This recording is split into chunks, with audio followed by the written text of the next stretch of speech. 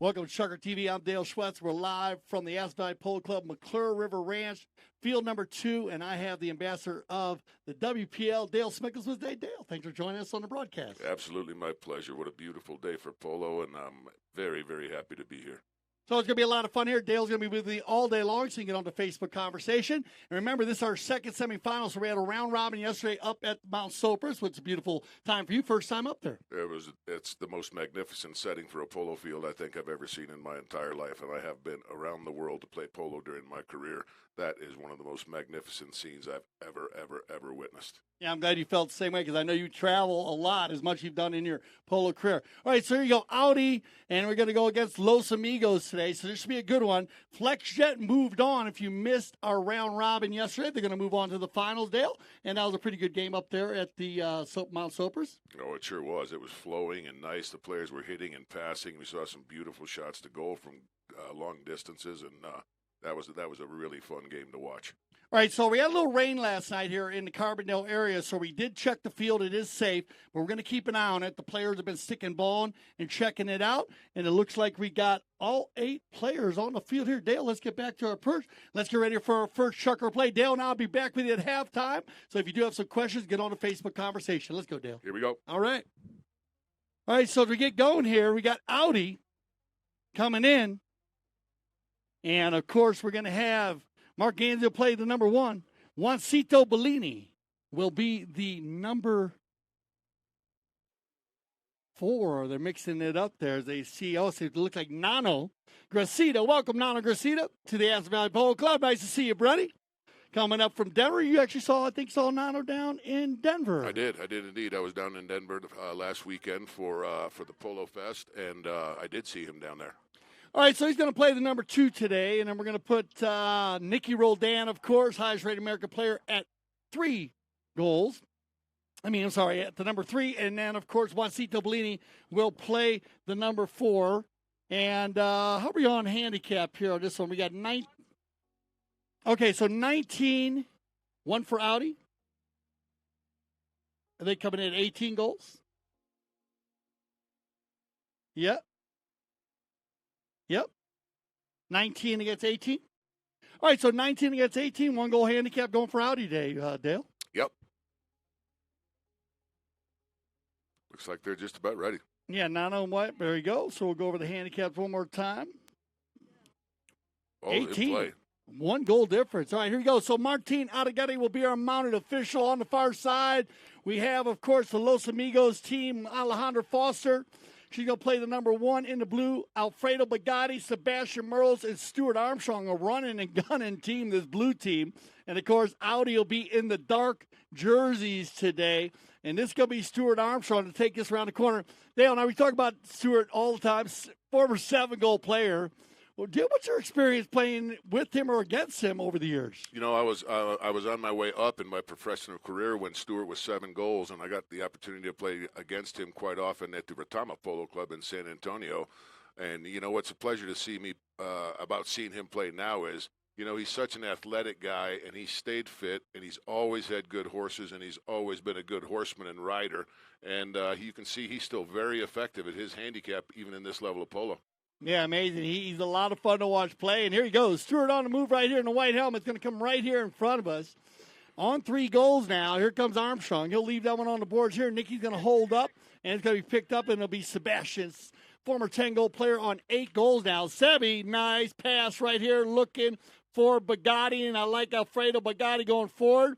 And, of course, Dale, well, Alfredo Bugatti, one of your players that played in the WPL this last season in Florida. Yes, he was, and I can tell you this: that guy's got a great eye for the ball, and he's all he does is play polo on the field. You never hear him yell, you never hear him scream, you really don't hear him see him riding for a foul much. He just puts his head down and plays polo. You keep an eye on this guy; he is really, really, really a talented player. Yeah, I want to keep it. I think he's one of these guys we're going to see go 10 goals here in the next couple of years. He's actually playing in the Argentine Open this year. Yes. So he's going to get ready to go after this weekend. This is our final weekend here. So once again, thank you for joining us here on ChukkerTV. We will have our final day tomorrow, though, so make sure you join us on Sunday. And here you go.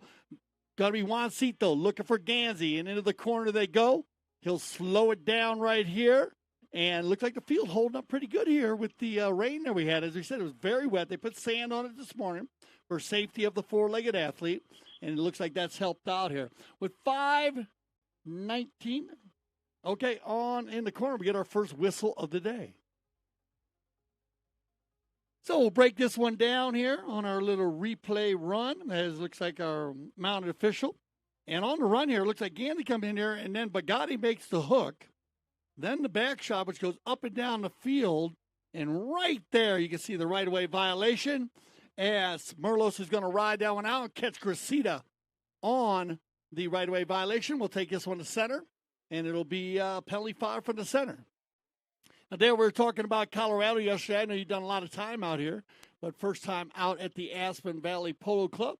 And what are your thoughts about the mountain circuit? You actually down in Denver and up in Aspen the last couple weeks. Well, a lot of people don't know, but I was born and raised in Chicago, and then when I was 13, we moved to Sedalia, Colorado, which Sedalia is just right outside where the Denver Polo Club is based.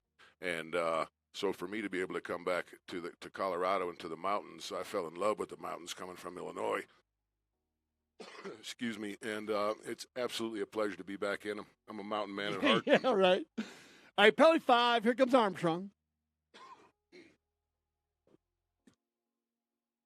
Stewart, big ball down the center right here. Everybody covered up with a dark jersey on. Bugatti tries to sneak through, and Alfredo is going to take a shot on goal right there. That ball is going to go just off to the right. And now as we click down to 5 minutes, it's going to be Nick Roldan to do the honors here. Now, we had the opportunity, Dale and I, yesterday to be up at Mount Sopris, as we talked about. And if you missed those games, Mountain Chevrolet, Los Amigos, and Flex Jet was there. And that was kind of fun. The first round robin set up there, Dale, up in the mountains. What a scenic place that is. Well, and I'll tell you what, they were pretty evenly matched teams because the score was relatively close in that round robin with the 3 teams playing against each other, and so it was nobody's game for sure. And Flex just ended up being able to take both teams down with good team play and a lot of accurate passing, and everybody on the team was involved in moving the ball up and down the field, and ultimately that's how they made it to the finals. You got it. So they'll be facing off in the final. Remember, all of our other team that played the other day, you'll be able to see our final game on Sunday. It's going to be just for the fun of it. So we'll have our finals first. That'll be in the morning. And then we'll finish up with a nice, fun round robin to finish off the summer season here at the Aspen Valley Polo Club. As we click down here under 4 minutes, it's going to be picked up here on the inside. Armstrong comes from the center. Gracita is going to ride from across the field. And it looks like we're going to get a whistle on the play, and that'll stop the action once again. You make the call here on ChukkerTV. Here's a play right here. They come together. Little melee play with Merlos as it comes across the center here, and there you go. Yeah, looked like Stewart was on that line. All his. Well done. Good pick up there. A good shot of the scoreboard in the background. So right-of-way violation once again. And this is going to be an opportunity here for the courtesy change. Now, Dale, we're talking about the WPL. And I was thinking about this when he came in last night. That's the first time I ever had an opportunity to play 26-goal polo. I had the opportunity to play with you and the Michelob team. Yes. Mike Azzaro. Yep. And Owen Reinhardt. Yep. For Mr. Adolphus Bush, who actually had a bad back. And I got to fill in for him. What a time it was. And to play 26-goal polo at being 2 goals was just an amazing feeling. But I know how big it is for the WPL and how much energy you have in it. Talk about it. Well, for me as a professional player, I aspired to get good enough to be asked to play in that level of polo. It was the highest level of polo in the United States. And so as a professional and an up-and-coming professional, I really aspired to get good enough to be asked to play and hired to play in 26-goal polo. And so the founding of the World Polo League basically is to maintain that tradition, and we did.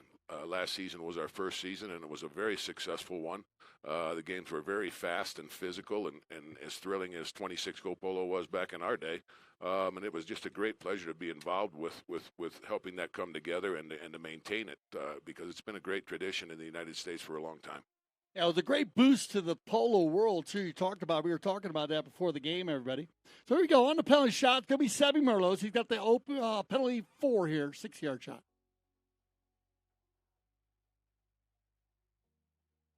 Merlos blocked by Gracida. Nano, hang on, Nano. His marriage get a little feeling good there. She didn't like that. She took the ball off, but a good block. Yeah. And they'll take us around now. Nikki, melee play inside the 60.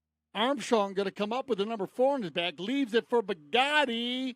Bugatti gets the deep neck shot, and there you go. There's the equalizer. Yep, there it is. 1-1. So on the replay here, take a look at this one, D. Stewart takes it right there, and then he gets picked up here. And Bugatti, I love this. This is a true high-goal player. Steep angle neck shot, yeah. Very nicely done. Doesn't waste any time. Shoots that one in there. Alfredo Bugatti. Been a lot of fun to see Bugatti playing there. I was talking with Dale a little bit before the broadcast, too. And just what a fun player he is to watch play the game of polo. Now with just under 3 minutes left. Here you go, Nikki. On the move, out he's going to win the bowl in, get the offensive attack. Nikki. Fired that one through there, didn't he? Yeah, he's going to hit that one into the Roaring Fork River back there. So, of course, here at the McClure River Ranch. Now, D, I don't know if you've been out here and had an opportunity, but he's watch where Nikki fires this ball. If you take a good look at this, up into the trees here. Now, back behind those trees is the Roaring Fork River. It's a beautiful, beautiful river. For anybody who hasn't ever seen it, it's magical to just stand there and listen to it and look at it. All right, so it's going to push them ahead by 1 here as we click down under 2 minutes. And look at this, it's going to be Audi again, and now Juancito Bellini. He's got Ganzi and Roldan going forward. Trouble when Nikki gets moving. Nikki Roldan, shot on goal from the 60. Oh, that ball's got eyes as it rolls right. Off to the right side. Yeah, they won that throw-in. It's an important part of the polo game itself is winning those throw-ins because possession wins the game nine times out of 10, and getting that ball out of the throw-in is a crucial part of being successful. What's funny is you keep an eye on Merlos. I think Sebby, believe it or not, this year, Dale's probably won more bowl-ins than anybody. Well, he's such an intelligent player, and he's been around for a long time. I had the pleasure of playing against him as a very young man, and it was actually in the World Cup, which was 30 goals at that time, and he was playing with Memo Gracida and his brother Pite, and he's played a lot of polo, and he's got a great brain for the game. All right, so Nikki's going to bang one down the boards right here. You got Ganzi moving forward. Once to the inside. Good ball. Oh, snap. Right to the far post, but that one rolled just out of bounds. And Los Amigos will line up here for another knock-in as we click under 1 minute here in our first Chucker play. What was your thought process here, D, to help out some of our new viewers on playing on knock-ins? I know you're, of course, he's one of the Secretary of Defense players in the world, playing your number 4 position and number 3. But what was one of your top plays you think on the knock-in play? Well, we really focused hard on trying to get the number 2 loose and usually moving to the right if possible so his offside wasn't exposed to the defender.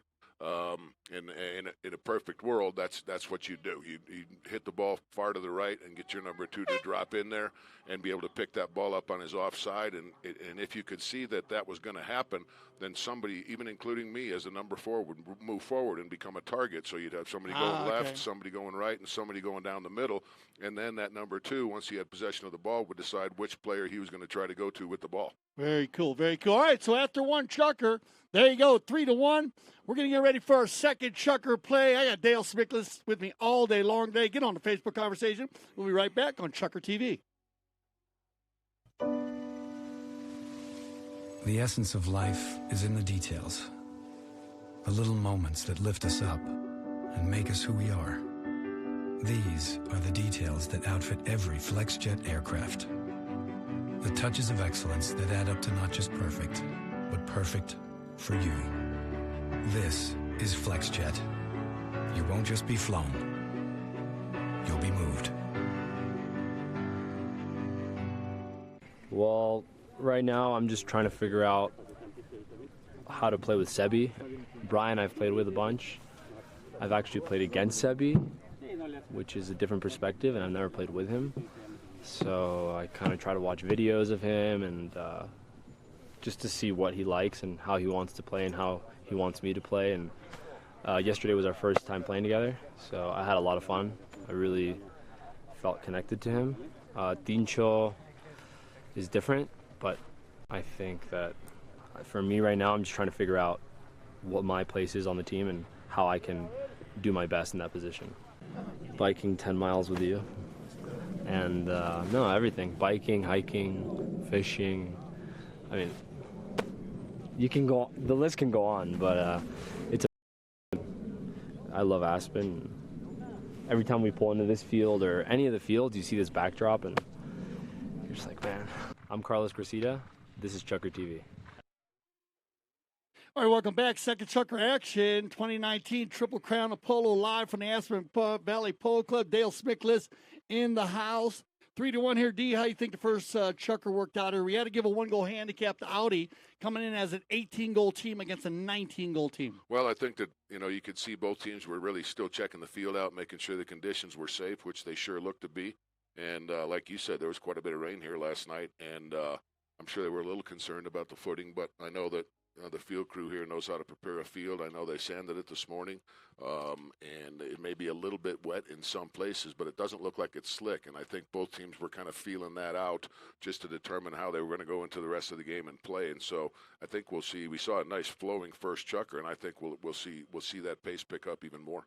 Yeah, good point. I think they were. We were talking about how they would. Now, the Triple Crown of Polo, it was an ESPN2 television series. It was actually created 2005 by David McLean, and known I didn't realize he was known for pro beach hockey, women of wrestling, and gorgeous ladies of wrestling. Yeah, he was a promoter of some new ideas, and he was relatively successful, I have to say. And the Triple Crown has been around for almost 15 years. That's amazing. So to help promote the U.S. Polo and basically a spectacular trophy, and we'll get some good pictures of that. Second Chucker action, Merlos. He'll turn this one around right here. Slow it down. Bugatti gives him a little help. Sebi says, no problem, move the ball. He knew he had to release that one and run with it, so he lets it go. Gansey opens it up, and I got Nicky going forward here. I like Audi using Nick going forward. Oh, absolutely, and this is a breakaway. Great back shot by Mark to Nick. Being very aware of where Nick was, putting the ball to him. Nick doing a great job with two defenders. Nicky's going to work it into the corner, but there's our boy Alfredo Bugatti. He's going to get a piece of that one. Well, you know what they say, too, Darryl. The only thing you don't want to do is leave the ball on the field. So take a shot at goal. If it goes off, fine, but don't leave the ball on the field. There you go. So we're going to get a safety out of this. The Bugatti steals that one away and hits that one just off. So now, of course, for any of you new viewers, remember we do switch directions after every game, every goal. So don't get confused on that. We got to remind you about that. We have so many new viewers tuning in every day. This one's going to go off the end line, and of course, this is a safety. Defending team hits it over the end line, and like in soccer, they give a corner kick. Well, we bring it out to the 60, as far out to the 40 as possible. You like these procedures? These are different procedures than when you played. They are, but I do like them. I have to agree with the thought process, and I really do mean that. I think it's good for polo. I think it's better for the game, and Boy, Nick launched that one. So Nicky's got to get a piece of that one. Scud missile. Yeah, I talked to the guys about a lot of it being up here in the altitude. Yeah, They tell me they think it does help a lot. I mean, Nacho, Nvidia Estrada, Alejandro, and Nicky, these guys are all big ball hitter. Bugatti, every one of them. Yeah. They say they think being up here in the mountains a little bit does give them a little advantage. Yeah, and I think there's no question that that's true. Nacho's always been a big ball hitter, and he still is. That's for sure. All right, so on the penalty 6 there, it's going to go wide, and, of course, the Los Amigos team will dodge a bullet here. Picked up by Gansey. Gansey's going to get in the corner here on a little chestnut mare, pops it back, bounces it off of Juancito. He'll leave it for Nick. Ooh, Nicky tries to hit that one all the way to Aspen. And now it bops around, and Sevy, Nicky, loose ball play, some rubbing. Racing and rubbing, and now it's going to be Armstrong to get it out here. A little NASCAR. Yeah, a little NASCAR, a little play in the corner down there. Savvy thought he had the right way getting there. He might have got on that one. Now Nicky meets the pack right there, and he'll take this one around the center, and now here comes Roldan. Nick flips it to the inside. Good pickup again by Stewart. Look at Armstrong. Running the turn right here. There's your boy. Amazing. Absolutely amazing. He got it. Had a great season down in Florida, too. He loves the high Yes, goal. he did. He really did. He told me he's been enjoying the open style pole this summer here. Well, I think it's easier for everyone, and it's safer for everyone when it's a running, flowing, open game. On really do. On the move, there he is. They're flowing now, and on the move, Gansey gets a piece of it. Stewart's going to try to get in there. Gansey's going to ride that one out, and that one goes off the field, I believe. Yeah, it looks like we got a whistle on the play there. So it looks like we got an overlap. Let's take a look at this one, D. Look like Stewart came from the left to the right. Here comes Stewart again right there.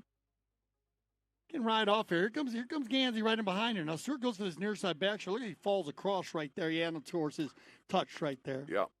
So they'll give this one up to Audi. So a good call by our mount official as you have contact with two ponies there. You got to do something, right? Yeah, indeed. Bounce the ball again to get a piece of it. Now Bugatti.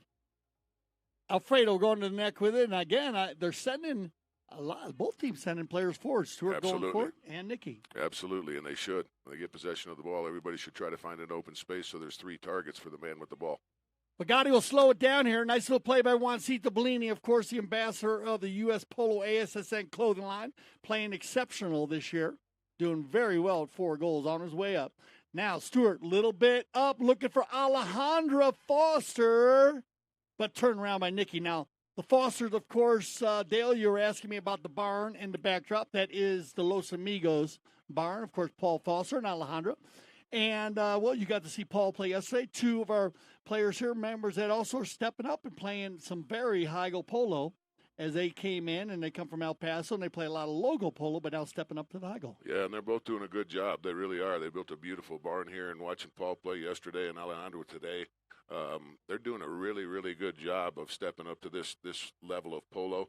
And as I said, I think if you talk to a lot of the team owners and the patrons in the sport, that majority of them feel like the faster the polo is, the safer it actually is for them. It's easier for them to get lined out and find the right place to be and to be effective. And I really do believe that most of them, if not all of them, really feel that way about the higher level of polo, that they feel safer. It's easier for them to understand where to fit in and how to be effective for their team. Yeah, and they've been playing with them higher-rated players. A lot of them have really enjoyed that. And, well, that's an asset, too. Those guys can really help direct them and help them understand where to go and when to be there and why. Yeah. No, I've seen a big advancement, like you said. Yeah. Because this is going to be Nicky's going to try to save that one on the end line, roll down on our replay, and it just skips out of bounds. So we have another safety coming here. We're using the courtesy change right now as we'll adjust it up to 3:38. 3:38 on the clock as we adjust that one back. Here comes Bugatti. Oh, Alfredo, there's another missile. one for you. And there's your boy, WPL, man. Yeah, no, he really is. He was. I talked about him at the end of the season in one of the broadcasts that you know, you tend not to focus on him because all he does, he just puts his head down and plays. But if you really pay attention to him while he's playing, he's an extremely effective player. In fact, he was rated 7 goals in England going into this season, and they raised him to 8 coming out, and that tells you that he's on his game. And I mean, he played solid 8 goals last year in the World Polo League, and it was a pleasure to have him. Yeah, I played with Tincho Merlos all season long down in the UK, and then he's going to play with him now in Argentina, too. Yep. Should be a fun team. Sure. All right, another Bolin won by Audi, Dale. This is, we're almost 70-30 here on the Bolins. Yep. Audi winning a lot of them, but Bugatti's always causing a commotion. Alfredo. Going to try to get around, watch him go. Great. Wow, that's a nice little play right there. Great play. Little got a great eye for the ball. Really does.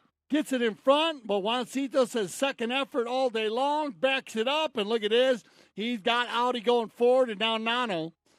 Nano's got to deal with Sebi, though, and Merlot's going to steal that one away on the gray pony on the far side and turn it around. Sebastian playing for the La Carina polo team all year long, and he might catch him on the turn here. Yeah, it was close, but from here at least, and it's all the way across the field, it looked like he had enough time, but he may not have. Let's take a look at this one, D. So here we go. Let's count the steps here. Sebi's going to turn it right one. Well, yeah, I mean, that could have gone either way, really. That's, one of the toughest things about being an umpire all right, in the sport so of polo. foul on the play, yep. as they call that one in. Let me check it on the replay there. Try to count those strides. Yeah, it's so subjective. It's a very difficult game to umpire precisely and perfectly because things change so fast and things happen so fast. And I think that could have gone either way. He would have been okay not to call it, but he did call it, and that's the way it is. Players know they got to line up. That's the way it is. You got it. So you look at there. You sometimes you go into those turns. D. Also, I watched a lot of them this season, and really sometimes. I like to see the guy go to the ball who's riding forward, at least flip it before he turns. You know what I mean? Change the line. And then just change it and then he's done. Yeah, exactly. Yeah, and I think maybe there. Yeah, if they just touch it and kind of move it a little bit, then there's the chances of that foul being called are increased greatly. But if he absolutely changes the line drastically, then that's the end of that play, and now it's his line, and he doesn't have to worry about the coming defender. 100%. All right, don't take this one to center here. There's no one going forward. You got to take the possession away from Merlos. So they just go to center with it. Audi will get an opportunity. Oh, Stewart saved by Stewart. Meets the pack. And on the move. Oh, they all override, though. Down in the corner here. That was surprising. And now they'll slow it back down, and here comes Nano Gracida.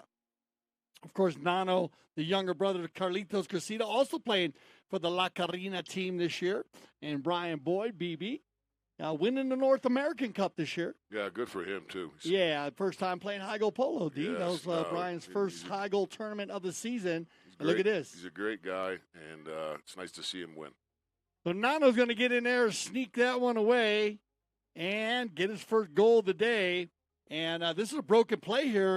We have a great play by Stewart early. Yeah.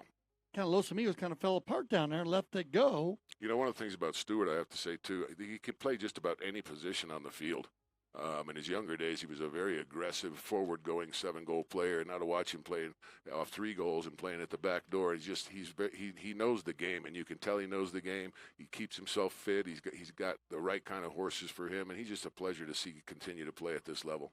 That's interesting. I'm glad you brought that up because I wasn't sure. We've talked about he always seems to like to play in the back, and I see that he played different positions like that. Yeah. Amazing horseman, like you said. No, he really is. And 26-goal polo back in my day and even before my day, like I said, you could put Stewart at 1, 2, back, 3. He was a very versatile player because he's got a really good head for the game. He doesn't let his mind go as fast as the play is. But Gotti's going to run the corner there brilliantly, but Nicky just pushes him wide. And as he pushes him off the field down there, that'll get our first horn. That ball's off the field, so we'll start our third chucker play with a knock-in favor of Team Audi, 4-2. Let's get ready for our third chucker. We'll be back.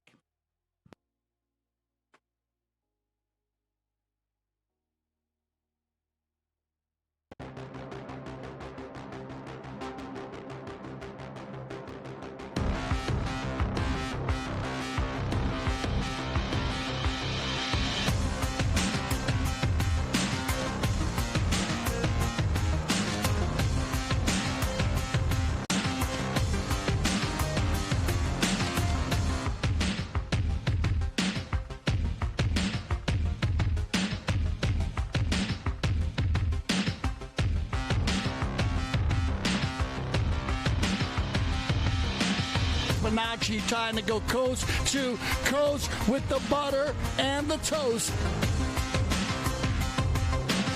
There it is, the Cobra Strike.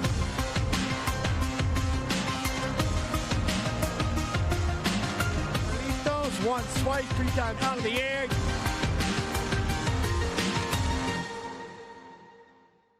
The Aspen Valley Polo Club this year has grown a lot. You know, there are 2 new fields, very big fields. We played the other day for the first time in one of them, and it's amazing. It's, the footing was very good to hit the ball. I think the club is growing every year more and more. Our team, I think, is going to be very competitive. We haven't practiced together yet with Hilario, that he's playing in England. So, but we have the North American Cup before the Silver Cup to get ready. And I already know very well Melissa. I play with Gassi in Wellington. So I think, and Hilario is an amazing player. So I think that we are going to get together very well. I'm Alejandro Novillo Estrada, and you're watching ChukkerTV. All right, welcome back. 4-2 here, third Chucker action, and that was kind of back and forth, D. Yeah, a little faster pace, Chucker, too, like I thought it might be. I think that all the players realized the footing is fine. I thought the pace was a little bit faster in that. I thought some of the players were making early decisions to go ahead and run and get open for passes. We saw a lot of good passes in that, Chucker, and I think we'll just continue to see that happen throughout this game. All right, so we ended with the Roldan kind of pushing Alfredo off the field over there. Yeah. And so we'll have a knock-in here.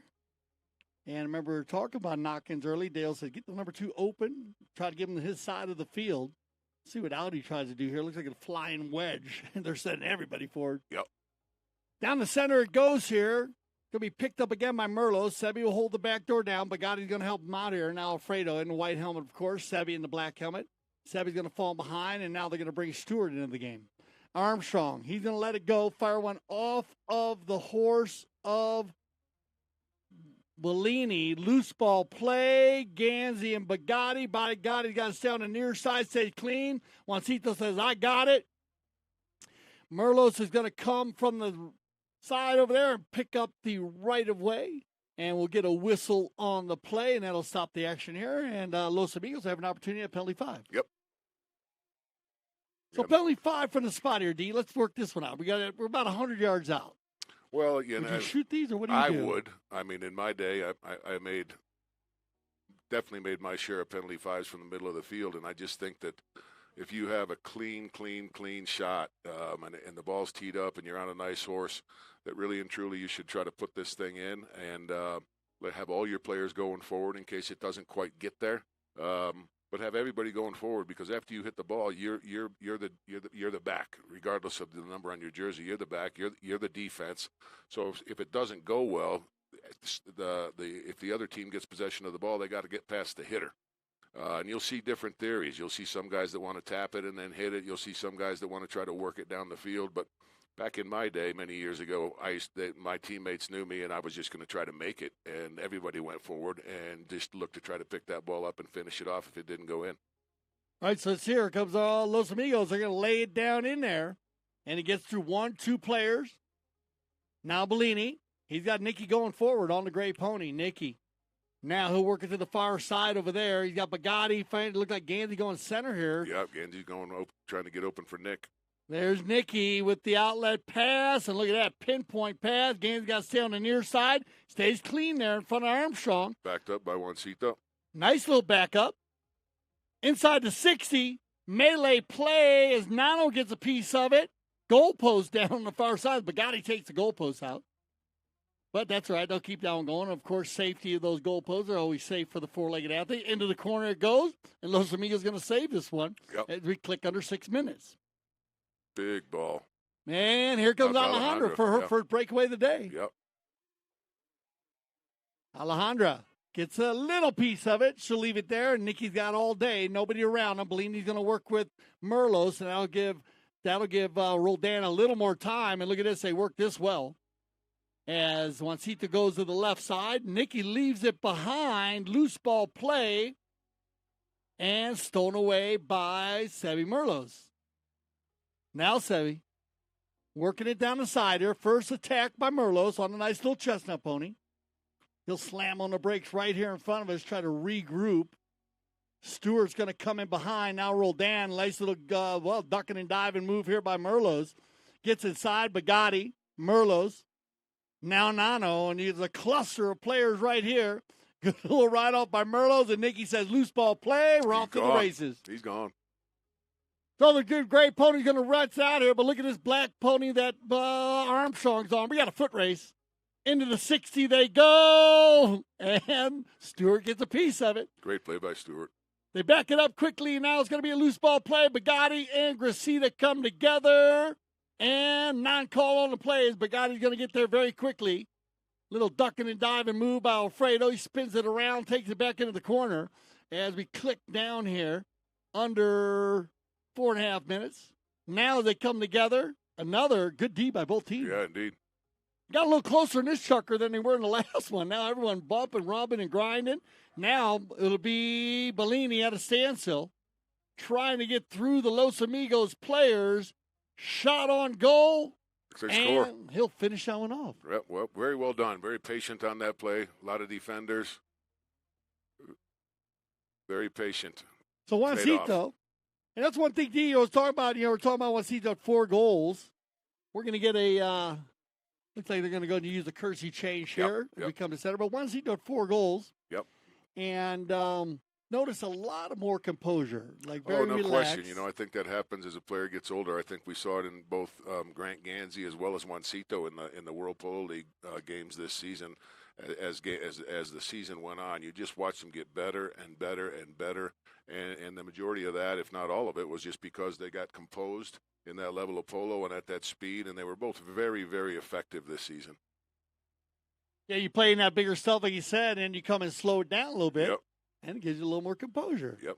It'll make sense, and any kind of polo you're playing, even if you're playing a 16-goal level and you go back down to 8 goals, still going to help. Exactly right. So we see that with a lot of the players here that are playing there, especially young players. And so we're going to get everybody on a front. Well, we're going to get half the players going to take advantage of this courtesy change. And they'll finish up this first half play. So Audi's going to move ahead here with a 3-goal lead after that goal by Juancito. And I'll break it down for you if you're just joining our broadcast or you're just getting with us today. 1-goal handicap for Audi, 2 by Roldan at the beginning, another one by Gracita in the second, Nano, and a shout out to his mother, Carmen. I hope you're watching, Carmen. Yep. And Juancito Bellini will pick up the 5th. All right, a bowl-in one here by the Los Amigos team, and that's Alfredo. AB, Alfredo Bugatti. Now as they come together, Stewart had a little breakaway here. Gansey says, no, I got it, and he's going to race down there. Look at Alejandro putting the pressure on. Foster's going to push Gansey into the coffin corner as they slow the pace down in the corner. Bugatti's going to hunt him from behind. Nice little play here by Gansey. Yeah, real good play. Takes his time there once, twice. Leaves it behind on the end line. And something went on down there. Yeah, either went over the end line or might have had a safety or maybe no, we have a horse. Let's check this one out. Ooh. Mark got hit by something. Let's check this one out, D. Come in the corner here. Here's this nice little play by Gansey. I like this one under the neck right here. Oh, he got rubbed. Oh, right there. Yeah. Ooh. Yeah, that was painful. Oh, and the mount went up. Yeah. Yeah. So you saw painful. that. Good filming there. That's going to stop the action right here. We're going to make sure Mark's okay. I can tell you this, Mark's a tough guy, so when he has to get off a horse, he definitely felt it. It was sort of like Alfredo came in there trying to make a defensive play on him, kind of got a little over the top of him, and then the mallets kind of got hooked together and came up. We want to make sure. A good shot of all their tents right here in the that's a great set of the locker rooms right there. You got Los Amigos to your right, and, of course, the 2 Aspen Valley tents that are always up for the Audi team. Now, we got a little break in the action here while we're making sure that Mark's okay. And, Dale, we have the Saturday Fest. We're trying to mix it up a little bit here at the Aspen Valley Polo Club. And we have a lot of different, what's that? Oh, Saturday Fest wide open there, Colin. I like it. Yeah, I like it. So we got Casablanca today. And no, we're not going to have an umpire for that one. That ought to be fun. Right? Yeah. No, we will umpire with the technology, D. Yeah, there you go. So Casablanca, Gussie Bush is going to come in here.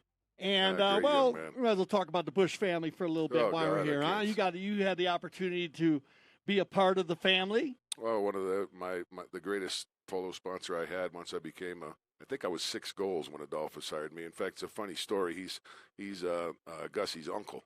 And I showed up to Florida down at the Boca Raton Polo Club to play in the Sunshine League and the International Gold Cup down there. And I hadn't met those guys.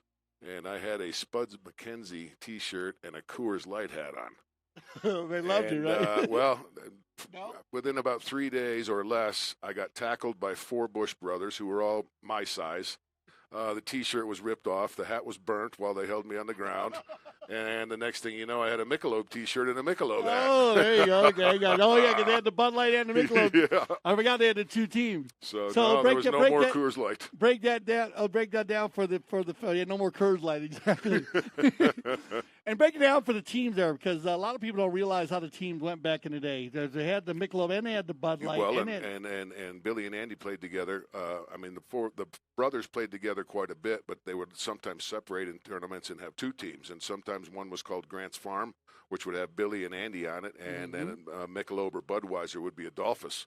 And but- Peter had one too, didn't yeah, he? well, Peter there was one point in time where Peter, Andy, Billy, and Adolphus all played in the same tournament on the same team. You know, they were all polo players. Sure. I mean, they have 3, 4, 5 goals and had great horses. Yeah. You know, and back then everybody worked hard to try to make sure that if a team owner and a patron wanted to really get better, we worked with them a lot off the field. But I can tell you, those guys had a lot of athletic ability and really good horses.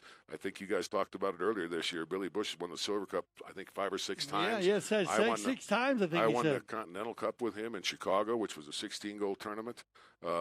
Those guys were polo players. Yeah, They really and Andy were. got to 5 goals. Bill Yeah. was 4 goals. Yeah. Bill's right there, 4 goals. Yeah. I think Peter's right around I think 4. Gussie's got a chance. He's got athletic ability, and he really just started playing last year. And I think he's got a tremendous amount of potential in the future. I really do. Amazing athlete.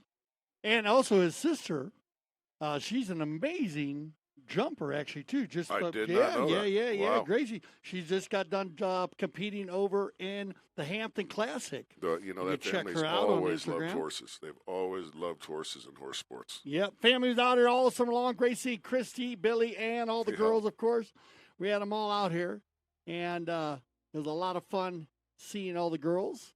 Looks like And- Mark's about ready to mount back up. He's So a tough good. guy. That's a good sign. Tough guy. Yep. So we got him there. Bugatti's there helping him out. Looks like Andy's okay, and that's a good deep sigh there. Make sure here. You never want to see someone get hit here, especially in our final weekend of the summer. But he's looked like he's okay.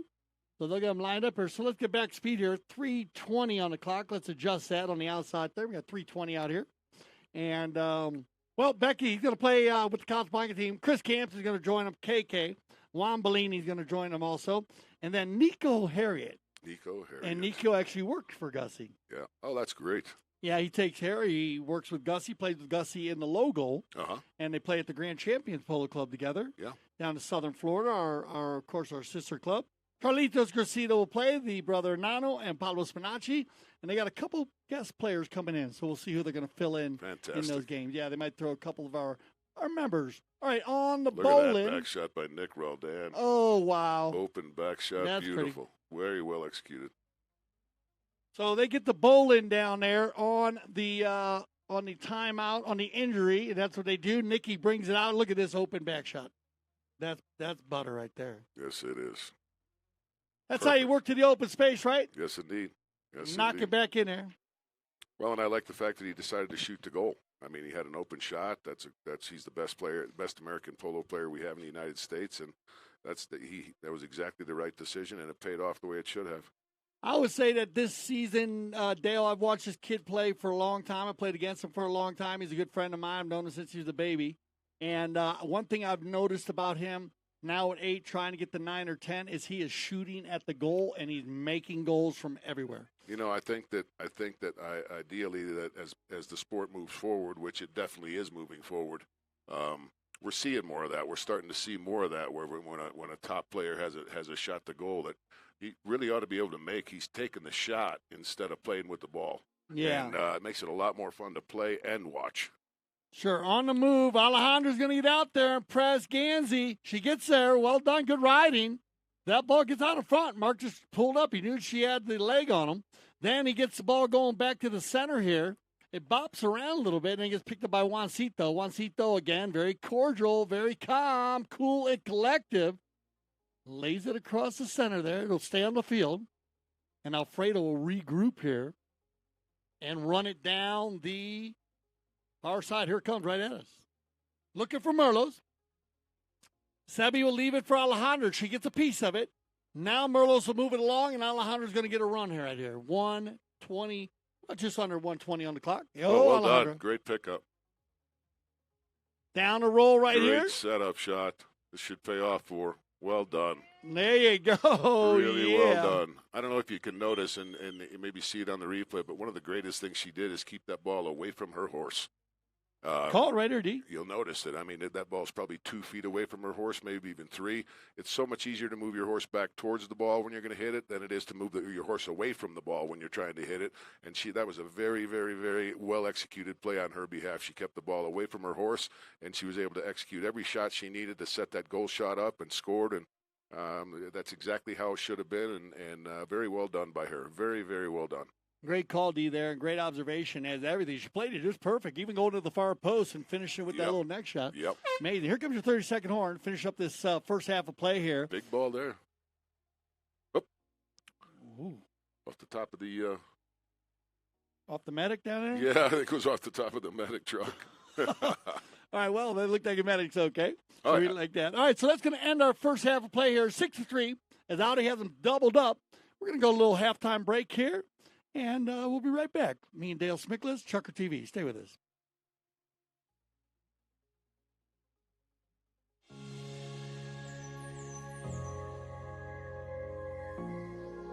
So this is the heart of American polo. The atmosphere here at Santa Rita is like family. The Santa Rita facilities are world-class polo facilities. They're in the center of Wellington, Florida, and it's the perfect place to come and play polo at this time of year. What I really like about Santa Rita is that we have everything very near to the barn, so I can get on the horse and go to the track, ride the horses, or sticking ball on the field. All the people that work here at Santa Rita are really nice and really friendly. Also, you can bring the children because the barn is very secure, so the horses are very, very comfortable and they rest very well. Family is providing some wonderful opportunities here at Santa Rita, particularly for the women, because in women's polo we're just now starting to really blossom and grow. Melissa Gansey and Alina Carta have put together this league, and they're doing a fantastic job making opportunities available for women to play once a week against each other. So the Santa Rita League has helped us develop these friendships and bonds and create ways of improving women's polo. My name is Juan Molini, and we are here in Santa Rita Polo Club. I'm the chef director of the polo school, though we do have lessons, and the idea is to have polo for everyone. I've been coming out here taking lessons at Santa Rita for 4 years.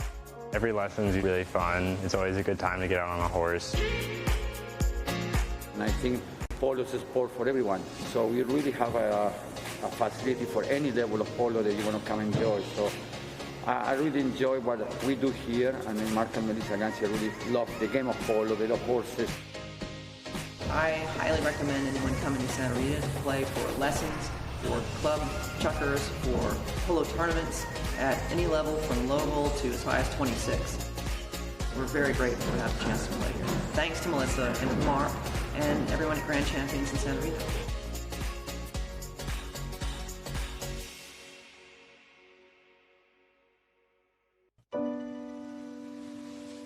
The essence of life is in the details. The little moments that lift us up and make us who we are. These are the details that outfit every FlexJet aircraft. The touches of excellence that add up to not just perfect, but perfect for you. This is FlexJet. You won't just be flown, you'll be moved. Well, I brought Girl Power here, so when she comes out, I think you should watch her. What do you think makes Girl Power unique? Just her speed and how comfortable she is, and the confidence I have on her. And I think her and KK are the two that are so far felt like the ones that are going to be special and the ones that have adjusted really well here so far.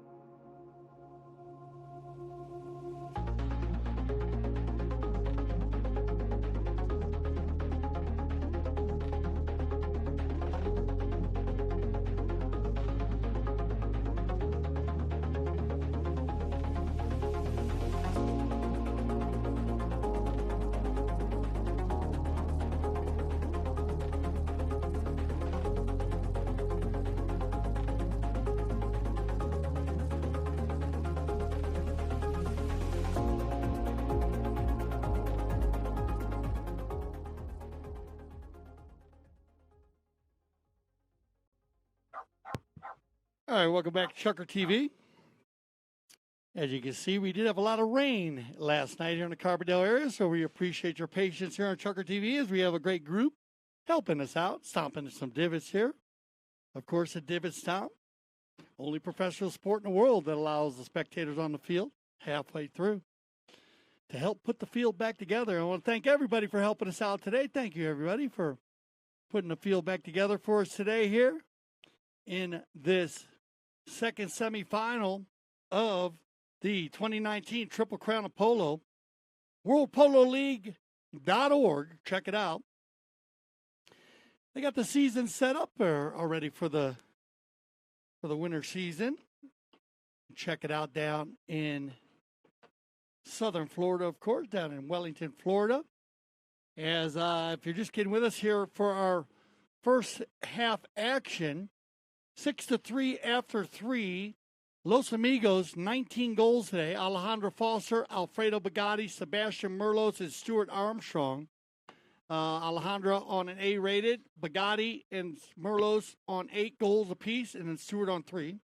And then Audi, Ganzi on 2, Bellini on 4, Gracida on 4, and Roldan on 8. They got 1 goal in handicap, and they mixed it up as they went through, and I ended up getting 5 goals, 3 by Roldan, 1 by Gracida, 1 by Bellini, and that gave them 6 goals here, and then 2 by Bugatti and 1 by Foster, and that's how they get 3 goals. And I have the commissioner of the World Polo League, Dale Smickless, in the house. Dale, say hello to Chucker TV. Hello, everyone. Great to be up here in Aspen watching this 20-goal tournament. Looks like they started to play again. It's really a pleasure to be up here and be involved.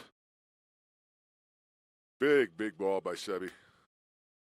All right, down the far side, Merlos, and they're going to keep the action up here. Thanks once again, everybody, all the fans here at the game helping us put the field back together, and, of course, our field crew here. Can't get it done without the field crew. Big ball by Nicky, and Alfredo's going to ride this one out. He did indeed. See what they call here, but it looks like it's probably going to go in favor of Los Amigos. We're going to take a look at this one, D. There we go. All right, we'll check it out. They're going to throw this one over to us. Let's take a look at it. See where this ball comes from. See if we can get an idea on the tape here. Just a slight miss hit by Alejandra, but I don't think she really changed the line much. Still going up and down the field, right? Yeah.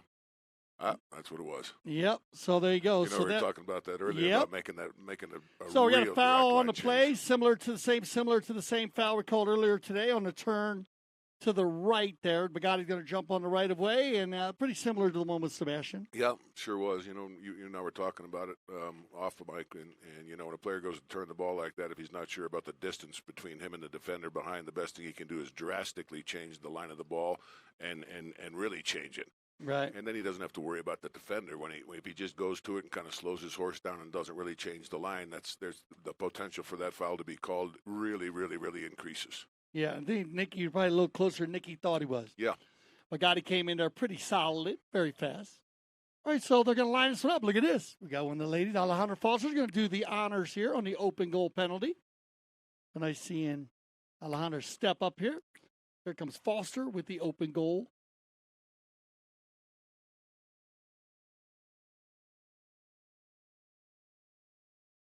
Alejandra gets a piece of that one. I want to go just off to the left side.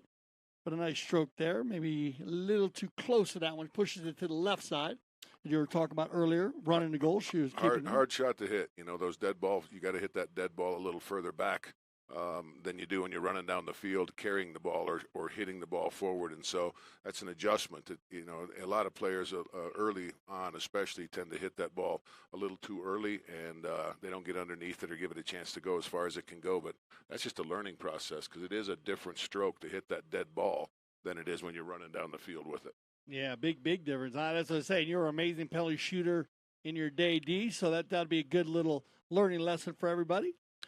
Yeah, I learned it the hard way. Yeah, exactly. I was going to ask you how you learned it. Yeah. We'll talk a little bit about more of that as we get to the penalty shots. All right, so that ball's going to fly out of bounds, and, of course, just a little bad luck there for the Audi team. A little mishit and a possession play here. That'll keep us just under 6 minutes coming. It's a 3-goal lead here by Audi. Nicky's going to go to Merlot's hard right here, right in front of us. Ooh, Sebi gets by right there. Nicky pushes them off the field. Now they come running hard right here, and now they get into the corner. Merlot's going to sneak away once, twice, 3 times. My lady, Sebi, Merlot's on the board.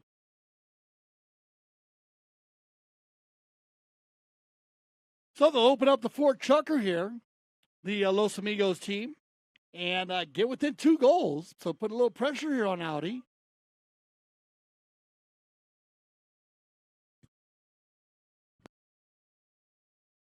Bowling from this side over here for the second half. Bowling from this side over here.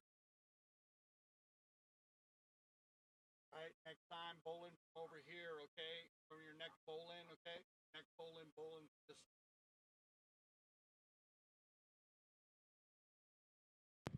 All right, so on the big ball down the far side, they'll throw this one in here. And it's going to be picked up here now by Foster, Alejandra. Alejandro will take it in. Nicky says, I'm going to run a turn right here. Here comes the Nickaroo. Slowing it down right here. The Bay Pony's getting a little bouncy on him right here. Yep. Took Merlos out early. Oh, Stewart jumps in on the loose ball play. And we'll get a whistle on the play, and that'll stop the action. So let's see. You can make a call here on Chucker TV on this one. This one bounces around here. Let's see what happened here because That ball is coming across the field. Still coming across. Oh, it gets flipped back. And they're going to call that one against the blue on the right-of-way violation. So Gracida, I guess, spinning around there very quickly. Yep.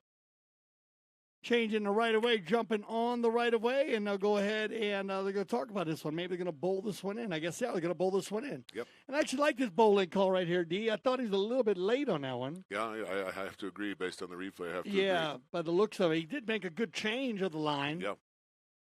So they're going to say no foul on the play. And look at this, Merlos. Sebi, shot on goal by Merlos. And wow, we got a ball game. Off the post and in the goal. Yep. Looks like the Los Amigos team came out really ready to capitalize on, or they needed to capitalize on every opportunity they had. And within a minute and a half, 2 minutes, they've closed the gap to within one. All right, so back to the bowling here. And it'll be 4 minutes now. 1 goal difference here, D. Yeah, no, blue team came out ready. They needed to. They know they needed to, and they needed to come out here ready, and they've closed the gap in just 3 minutes. So looks like they knew what they had to accomplish. Nick Roldan on the ball now. Mark Gansey got great anticipation by Mark. Saw Nick going to get that ball, went forward anticipating a shot. And, that ball just took a nasty hop on him. That was headed to the goal mouth and bounced a little left. Great try by Mark. So that's going to push them under 3:30 now. And I like the energy. So we're going to go 6-5 now. Put one more on there for Los Amigos as we have another ball from Merlos. So Sebi coming out very strong here in the fourth. Chucker. No, he sure did. Sure did. They won the first couple throw-ins, and it paid off. That was just an unlucky goal shot by Mark. It was headed in, and it may hit a divot and bounced just a little bit left. But the neat thing was watching him anticipate what Nick would do with the ball once he got it settled, and Mark was 100% right. It's exactly what Nick did. He fed him a nice pass. Mark was already going forward with a lot of momentum, and just a bad break on the shot to goal. All right, so now they're going to root this one down. It's going to be picked up here by Armstrong, looking for Bugatti, and they'll look at Audi changing up changed up their game plan here. Yeah. Little rubbing, everybody rubbing. Bellini working hard with Merlos. Bugatti's going to sneak away. Nicky going to the Spurs. Now we got a race here. It's going to be a foot race, and Nicky makes a neutral play. Backed up by Gansey nicely, looking for Gracida. That ball's coming across the center. Mallets in the air, and away we go. And a whistle will stop the action. This is going to run right into your living room right here. This shouldn't be a hard one for our people to see. That ball's coming definitely across the field. Gracida got no play at all. Foul against the Audi. Foul against Audi. So 100% there. Against the Audi team. Against the Audi team.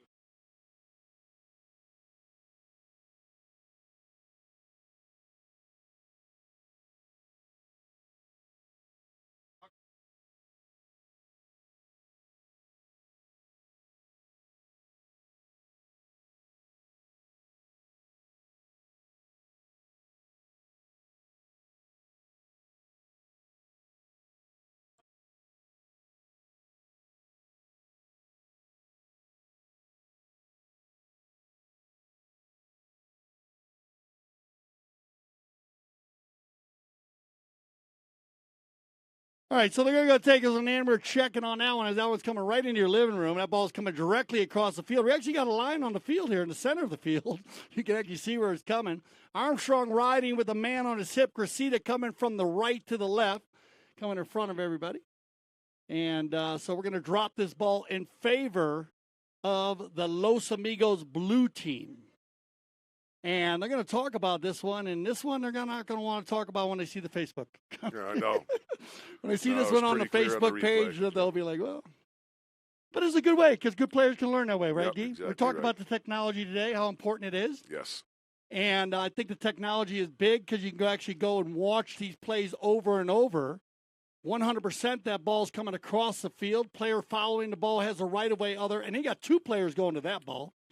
So that does make it a little bit tougher for Gracita. Yes. So they'll drop the ball and keep it moving here because that's what they do in the game of polo and line them up. The umpire will say play, and they'll keep them even moving even quicker. So they'll drop this one from the center. Now we're back to what you like to do on the penalty 5. Yeah. Like I said, if he gets a clean hit and his horse is approaching the ball properly, I'd put my head down and see how far I could get it and just try to make sure it was going down the field in the middle. And like I said, I was very fortunate back in my day to be a big ball hitter, and I made quite a few from the middle, surprisingly. So there's always that potential.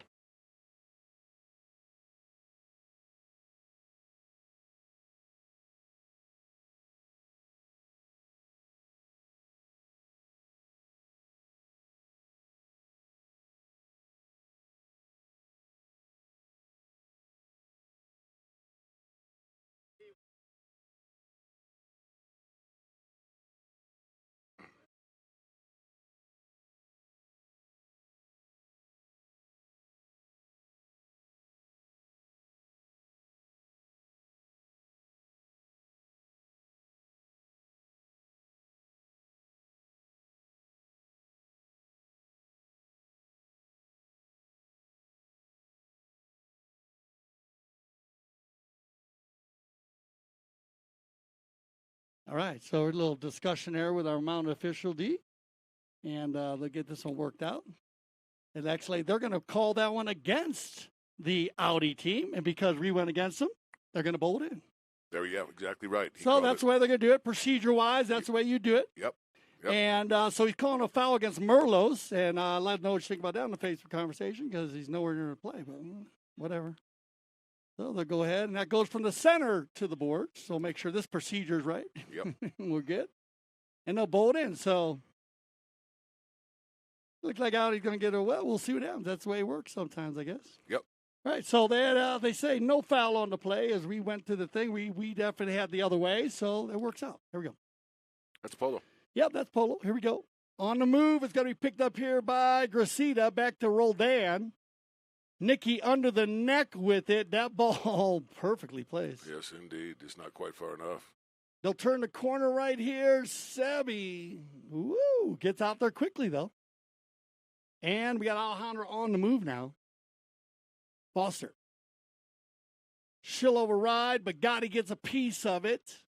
And it'll be Gracita now to slow it up and back to Nick. Nikki. In between one player, 2 players, slows it down. Good ball control, leaves it behind for Gracita. Nano once. Nano gets in front of nice little play here. He flips to the near side. He's got Gansey all by himself. Might as well just leave it. Yeah, I think there's a chance Los Amigos might have fouled him when he was trying to follow through. I know there was a whistle on the play, but I think they may have, and I think that ball that Mark ended up hitting went through. And so they may, in fact, be giving the goal to Audi. We'll see here. They line up for a bowl. Yeah, you got it right there. Actually, Stewart puts the brakes on the replay there, D, and slows up. Yeah. And kind of blocks the whole pack, so they're going to use a continuation goal. Yes, a good call. What? That'll go. That is actually going to be good for Los Amigos there. There was a continuation. Yep. They won't get involved in the one there, and Mark will pick up his first goal today. That'll make it 7-5 now. And Sebi says, I want that one. No whistle on the play. It's going to be picked up here for Nikki. Roldan. Nikki takes it forward one time. Nice ball out of the air by Juancito. All right, now look at this. Look at Loskin, and then Nikki's going to get in behind him there and slap that one just wide to the right. Ooh, that looked like an easy one for Nikki, just a little wide. Yeah. Bad luck on that goal shot. So as they go down the far side here, we're going to have Armstrong bring this one in. We click down under a minute and a half. And let's see if Los Amigos get going. Got him in range here with 2-goal difference. No question. No, Los Amigos did a great job coming out in the fourth chukker trying to close the gap. But it looked like Audi's found their game again and trying to hang on to that lead. Alejandra tried to drag it forward a little tough. They look like the Bay her pulling on her just a little bit. She's grabbing leather, pulls it back. Yep. And now it's going to be Nikki to turn around here. He's got some space.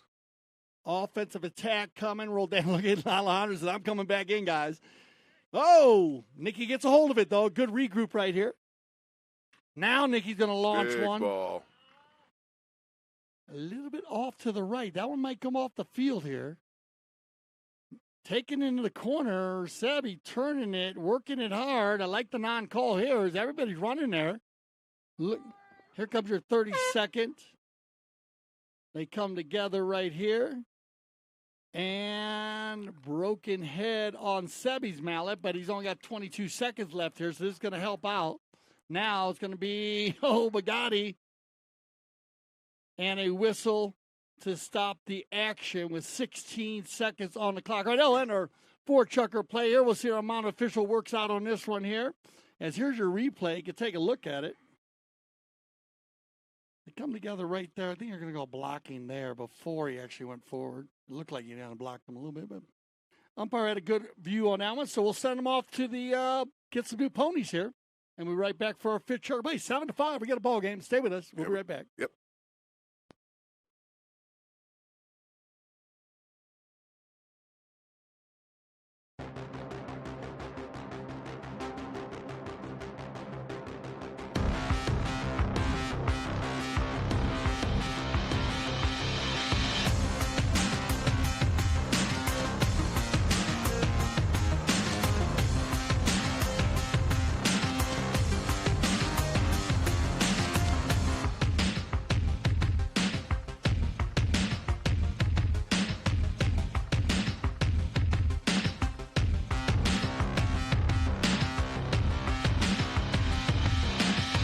Fibonacci trying to go coast to coast with the butter and the toast. There it is, the Cobra Strike.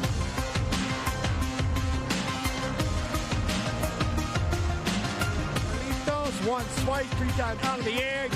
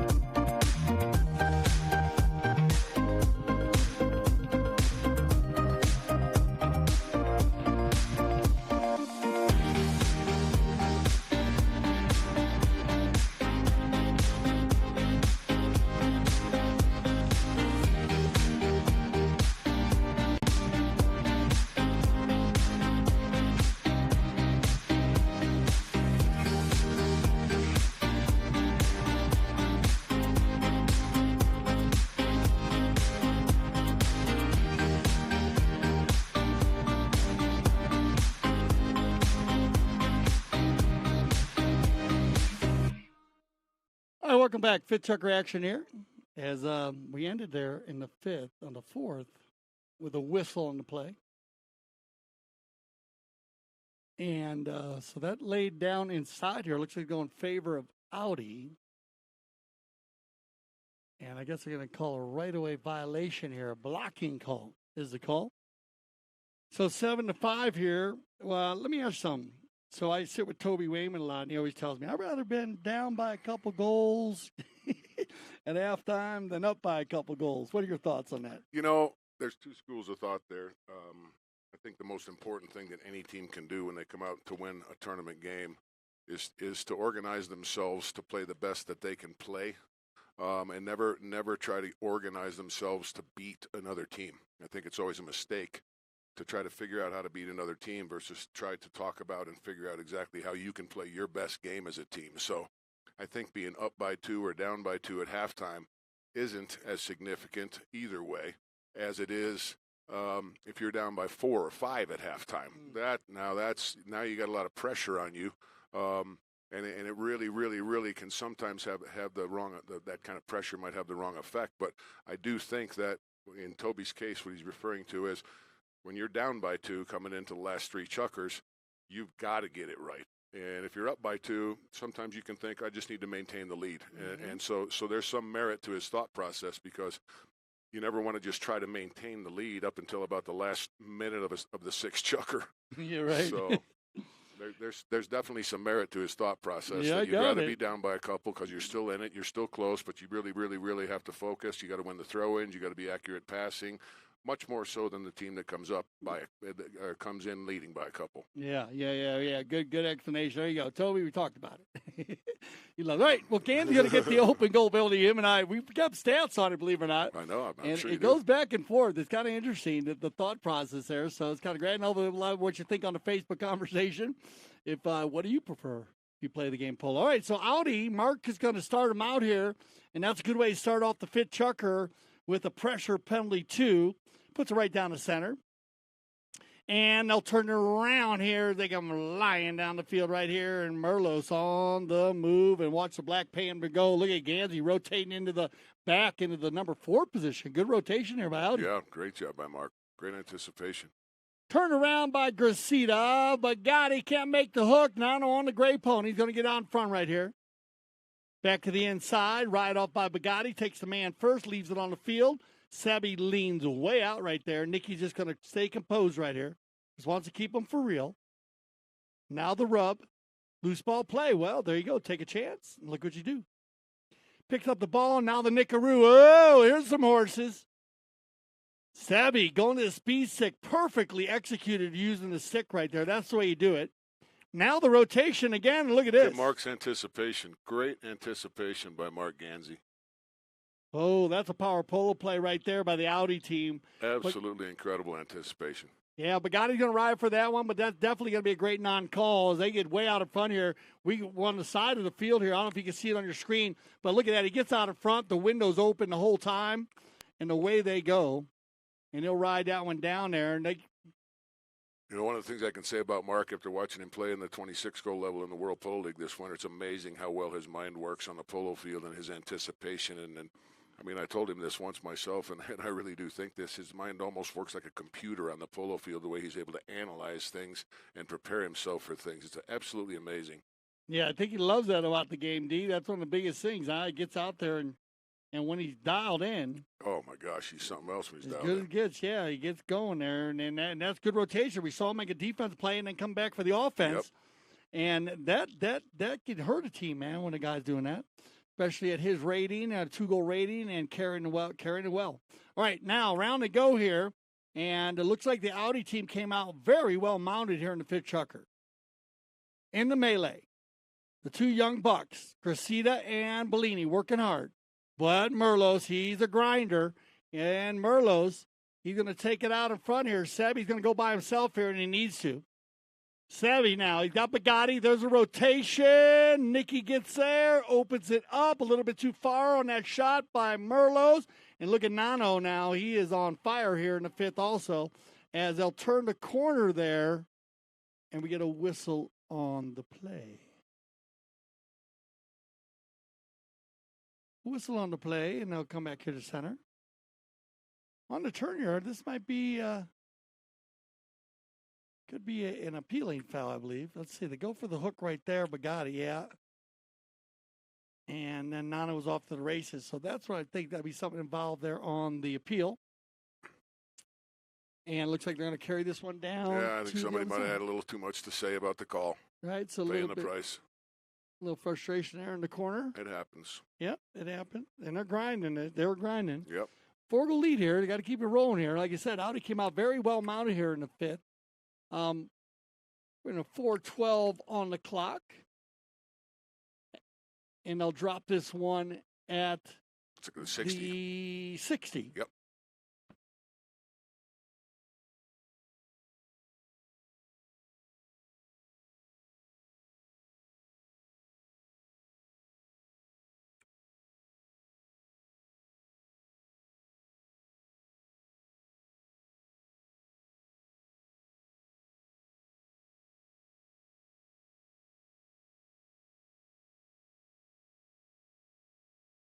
Yeah, so a little peeling there, and so they're going to move this one down. They're going to drop the ball to 60, and the movement of the ball, they got to stay composed there. Too much chatter with the official, and they'll have a penalty 4. So Gandy's going to take this one. He got the worm burner, and actually Merlos was riding that one out, and then looked like Nikki was there, maybe there. It might have worked out, but then I think he might have had to pull out with her two-pair coming. Yeah, I think that's a possibility. I think I was so focused on him that I wasn't paying close enough attention, but there may have been two players close enough together that were coming on that line, and it may have been two meeting one. I'm not really sure. All right, so remember, they're going to bring this one up. So here's a little change in the weather. As Audi had the 60-yard shot, and then Merlos rides this one out with a man on his hip. Nicky was trying to get out of there, looked like it was maybe just too close for comfort. And so now to bring it up to center. Yep. And like with that. 4:05 on the clock, there's a lot of time left in this ball game. 4 goals, there is. nothing right now. Well, the way that Los Amigos came out in the fourth chukker, if they can put, the last part of this fifth chukker and come out the sixth the way they did in the fourth, they still have every shot at potentially winning this game. But Audi, they don't really lose their composure. The Los Amigos finds a little offense and takes advantage of winning a throw-in and makes a couple of goals. But Audi just seems to pull themselves right back together, and they at least at this point they really look like they are in a position to where unless everything kind of falls apart for them, that they've got a great chance to win this game. But Los Amigos, I mean, there's chukker and a half left. It doesn't take very many great plays and executed passes for them to close that gap. There's the big ball that you're talking about, right to Alejandra, looking for the finish. Got a bow out. Oh, she almost take the post out. Good effort there by Alejandra. Yes, it was. And then, well done. She finishes it off. Well done. So there's your play, D, you're talking about. Yeah, Here's Alejandra Yep. on the finish. Look at Alejandra, man.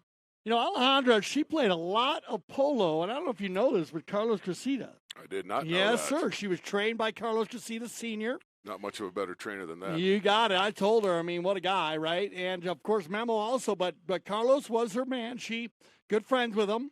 And a lot of what she does, she says, is all from him. And you watch the way she goes to goal. And very similar to Carlos's style, as he taking his time, keeps her mallet head low, things like that Carlos used to like to do. And here we go. Uh-oh, this is where you need to get it going here. Yep. They get one on the board, down by 3. And now the rub here, Bugatti, and he's got Merlos, and Sevy's got some time. Ganzi's going to come back, apply the pressure, make Sevy stay solid here. Bounces off a pony there. Merlos gets a piece of it. Back to the center, looking for Alejandra. Too short, give and go. Cressida, and away they go. Carlito, Nano, I'm saying Carlos. Carlos playing the next game. Ganzi on the near side. Great That's a clean pickup. Great pickup. Ooh, bounce the ball there in the traffic. And here comes Alfredo Bugatti, and he's going to run right into the living room again. They come together right there. He didn't get the turn. I thought he was going to run the turn there. Had to stay on the near side, too, so great second effort by Bellini again. Yes, indeed. To keep him true. That ball bounces around there. Sure, Ryan for that one. Looked like he was out of there already. Now back to the center. And they'll come together here, and they'll get turned around by Merlos. Sevy's going to keep the pressure up here as we click down under 2 minutes. Now, I know the Los Amigos seem to love to go back in and put this thing back by 2D. Yeah. As they come together. Yeah, they need to. And Nikki stays composed there with Alejandra. Alejandra was off to the races, then he just kind of waited for her. Now he'll turn it around here and try to regroup. 2 blue players to deal with. Nikki, Bugatti. Rubs Nikki. Stewart on the give and go, maybe too short, bounces off the umpire. Nicky Roldan was just working. He finally gets it back. Yes, indeed. Down the far side, Nicky will go. He's going to let the chestnut open up, and this is a big, long-looking pony right here. And look at this. Slides in there nicely for him, too. Little bit of a pop shot to Bellini. Oh, and Juancito. Did he finish that one off? That one looked like just off to the right side. Yeah, great pickup, though. Great effort. Yeah, great effort, huh? And a nice little lob wedge there. And now they'll regroup. So this should be a good run here. Final run of the fifth chukker as we click down under a minute. Oh, they had Alejandra by herself out there. Nano rotates around. He backs it up, and Nicky's going to give Nicky one more run here. Nicky under the neck. Nice little play. Dropping the shoulders. Leaves it for Ganzi. Ganzi, he got to swipe at it quickly there. Now Alejandro cleans it up a little bit. Well done. Takes it out of that danger anyways. They converge on Bellini. And as it gets turned around here, it's going to be Bagatti, and away we go. Look at this. One more run. 30 seconds left. Merlos on the move. Sabby. That's the approach shot. You got to watch out for this field. Is very fast. And that is an issue. And, D, I got to tell you, it's not the first time we've seen the ball roll off the end of this McClure Ranch Field 2 field this year. Well, that tells you a lot about the surface itself, the hitting surface. We know the field's a little wet from all the rain we got last night, but, boy, I'll tell you what, that says a lot about the surface here when that ball's going to roll and roll and roll and roll and roll, even when it's a little bit wet. That's this field here, even I know they're new, and I know this one's new, but there's tremendous potential for these to be some of the best fields in Colorado, without a doubt.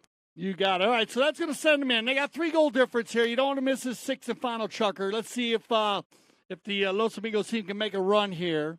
As, man, they would love that one right at the end. Oh, I know yeah. Sabby's saying, damn, we would have that one. So, all right, we'll be back. Stay with us here. Final chucker coming up here, Triple Crown of Polo, Chucker TV.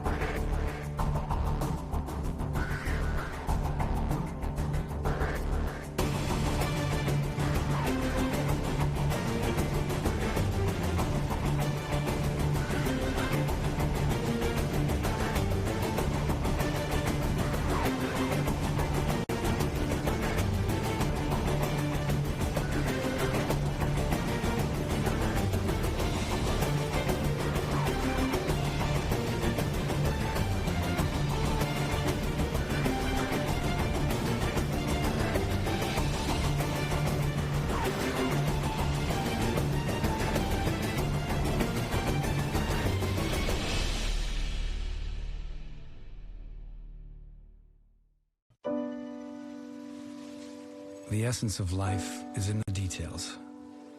The little moments that lift us up and make us who we are. These are the details that outfit every FlexJet aircraft. The touches of excellence that add up to not just perfect, but perfect for you. This is FlexJet. You won't just be flown. You'll be moved. Of the field, it depends on the day, but I like going hiking, then fishing, playing golf. There are beautiful golf courses all around. Then what else we do? We do so many things. Every day we find something new to do.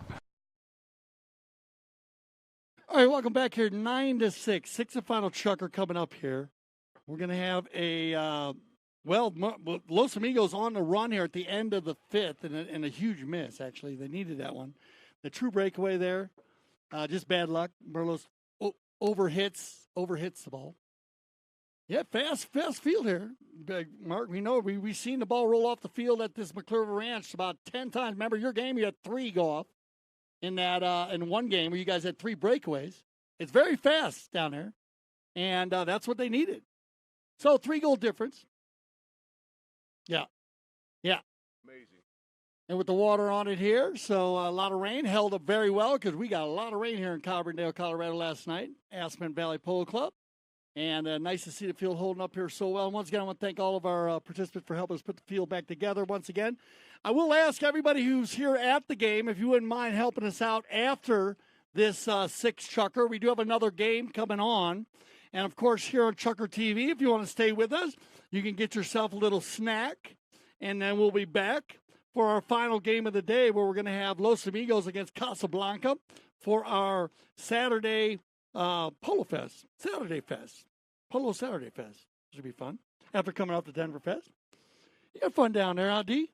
No, it was. Great job. Bob Janowes and the boys. They had a it great was job down there at Valiente Polo Club. And, a really good polo match and music festival surrounding that, and afterwards it was a very successful event without a doubt. Yeah, I heard a lot of fun. I wish we could have got down there. We were busy up here too. Busy everywhere. They were busy down there all season long. Oh, it's been great for me to see all the polo that's being played in Colorado, because what I see is that Colorado is going to become really and truly what what used to take place when you went to Boston to play in the East Coast Open and then up to Greenwich, and there was 20-goal polo up in the Northeast where a professional player and team owner could decide, okay, here's where we're going to go play in the summer. And that kind of started to dissipate in the United States, and 20-goal polo in the summertime was something that was really difficult to find. And now to see it really blossoming here in Aspen and down in Denver it's just got the potential to be the summer season for the highest level of polo in the United States. Yeah, good point. You got a good point. Good analogy with the East Coast, how it was from Boston to Saratoga and that whole little area, and how they could bounce back and forth. You could go from tournament to tournament, and it gave you a full summer, and it was great for the horses and the sponsors and the pros. And it's nice to see that. And like you said, I think it's redeveloping here in Colorado. I really see that. Yeah, I really maybe even at a higher level. Yeah. Because if you look at the kind of the club aspect. Yes. A lot more fields, anyways. Yes, indeed. And but they handled it back in the day, so I'm sure we can here too. All right, here we go. 6 chucker action, and we got to talk to Gansey between chuckers. He said the field was playing good. He wasn't worried about it, and so that's a good sign for the four-legged athletes. Of course, safety always first. Aspen Valley Polo Club, Grand Champions Polo Club, and got to keep the four-legged athletes happy and safe, along with the two-legged athletes. All right.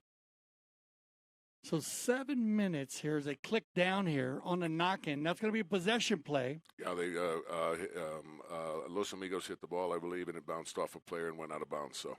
Okay, so it did go off a Audi player, D? I believe so, yes. Yeah, you got it. Good call. All right, so remember, if it does, now this is a little confusing for some people. They say, well, Sebastian hit it. Well, but he hit it off another player on the other team, so you lose possession if it hits off another player. And I love it. D, is that one of the most beautiful rules, or what do you think about that? Oh, I love it. I mean, it cuts down on the throw-ins. It's much quicker for the game.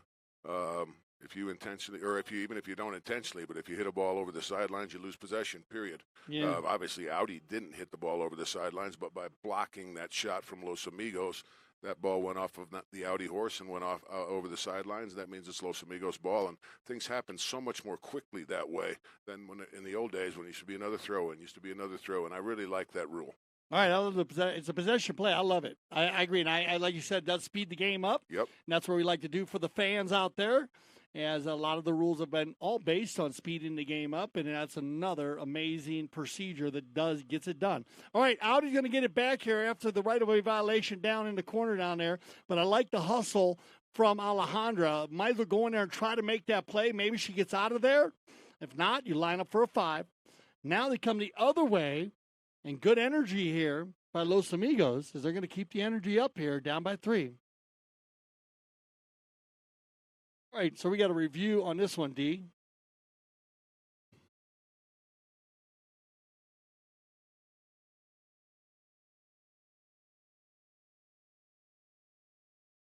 And they come together there.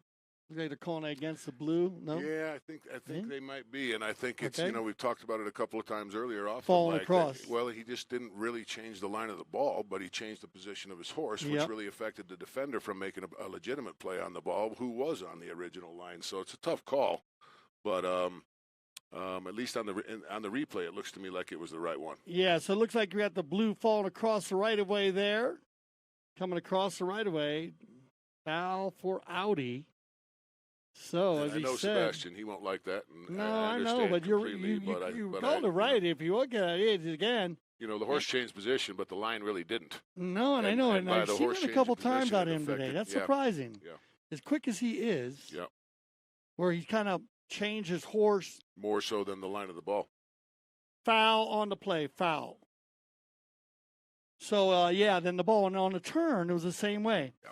And maybe a little over. I'm not sure about that. It's kind of weird because you need to move the ball first and then turn it. Well, the old school days, Yes. when you played, Yes. when I played with you too, you Well, need to move the ball first. You get ran over Well, because they were so open, yes, running it was, down the line. When we turned the ball back when I was a professional, which is obviously over 20 years ago, when we turned the ball, we turned it at speed. Right. We played a cut shot to ourselves, either to the near side or the offside, and changed that line and went to that line accelerating again to move down the field or to hit a pass to a player, and that play has tended to over time now slow down a little bit to where a player really slows down. But if you don't really change the line of the ball and purposely change the line of the ball before you do anything else, there's the potential for a foul like that to be called. Yeah. And if you move it, though, then you're clean. You're clean. You don't have to worry. But there you go. So there's a little teaching from you from D. Smickless. Move the ball before you turn your horse. And remember, your horse has a long neck on it, and they won't fall over the top of it. It's well read. I mean, D, that's just the way it is. Bad luck there for the Los Amigos team because that's an easy play for Sebi. You know, he just maybe miscalculated that one a little wrong. But on the bowling right here, they'll take it down here. There's still a lot of time. Remember, goal a minute, nothing. Here you go, Merlos. Sebi's going to get out in front here. Nice pickup on the move. Sebastian once. Oh, that's good D. Big time. Oh, but Bugatti. Oh, no, that's Stewart. Stuart Armstrong. Stewart. Oh, and Stewart going to pick it up, and here you go. That's a breath of fresh air.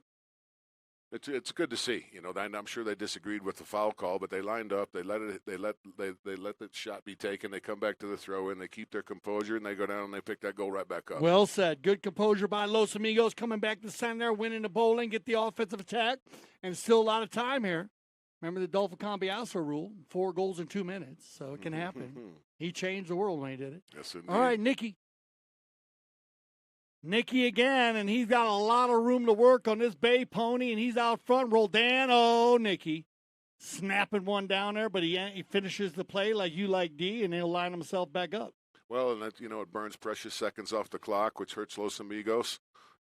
He didn't leave the ball on the field. The field is getting a little bit rougher because we're in the 6th chukker, and I think it was a smart play on his behalf. I'm sure he would have rather scored, but if you can't at least knock it off the field to where everybody has to regroup, and he burns a few seconds off the clock, which hurts Los Amigos.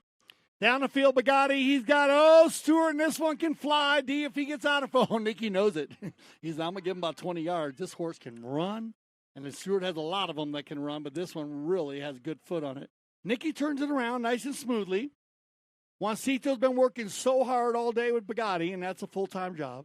Oh, that's for sure. Yes, sir. Now he'll press him here. Just try to keep him clean. Bugatti's going to take it back and now run the turn right here.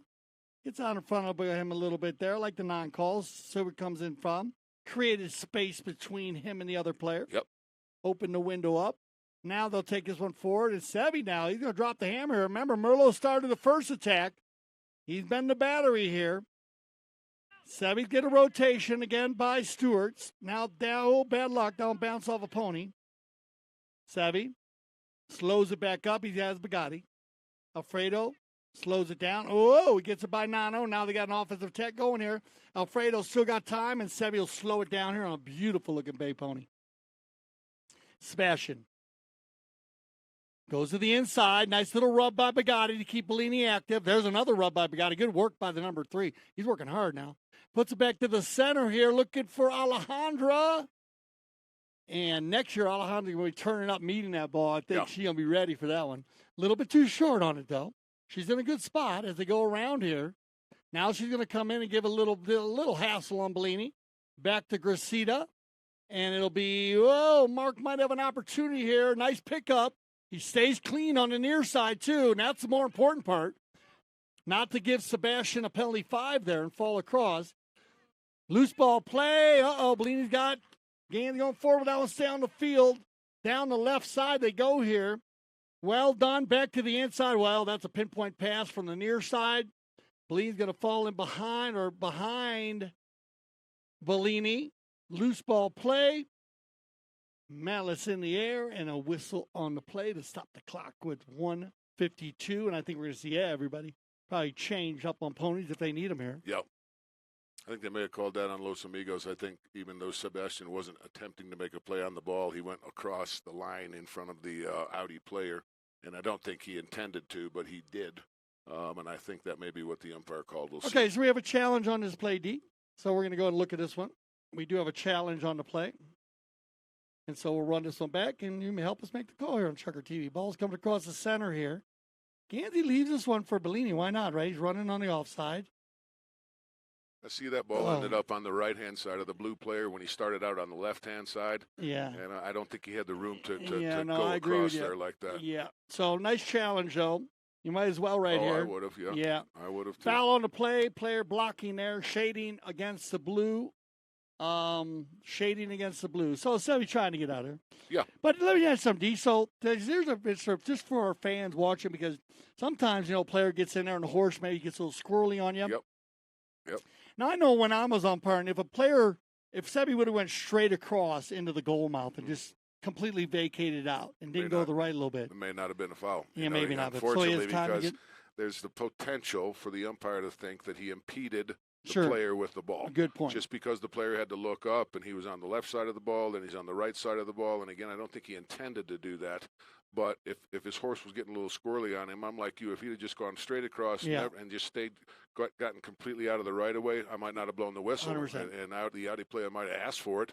But because he got right out of there and never really impeded the Audi player, then you might not make that call. Yeah, and that'd be the most direct route out of there. And he didn't take the most direct route. So good call there, but a good challenge too. You might as well with 145. You got to try to save it. Gansey, he's coming alive now. 3 for 3 from the penalty line in the second half. That's huge for the number 1, and that's going to be goal number 5 for Gansey. So good second half here by Gansey. All those goals scored in the 4th, 5th, and 6th Chucker. How about that? Yep. Actually scoring all the goals here for Audi in the second half. So he's been the goal scorer. Didn't get any in the first half, but came alive in the second half. Yes, he obviously did. And well done. All right, so now as this one goes underneath, it's going to be Los Amigos, and you watch the Audi team here. They're probably just going to stay composed here.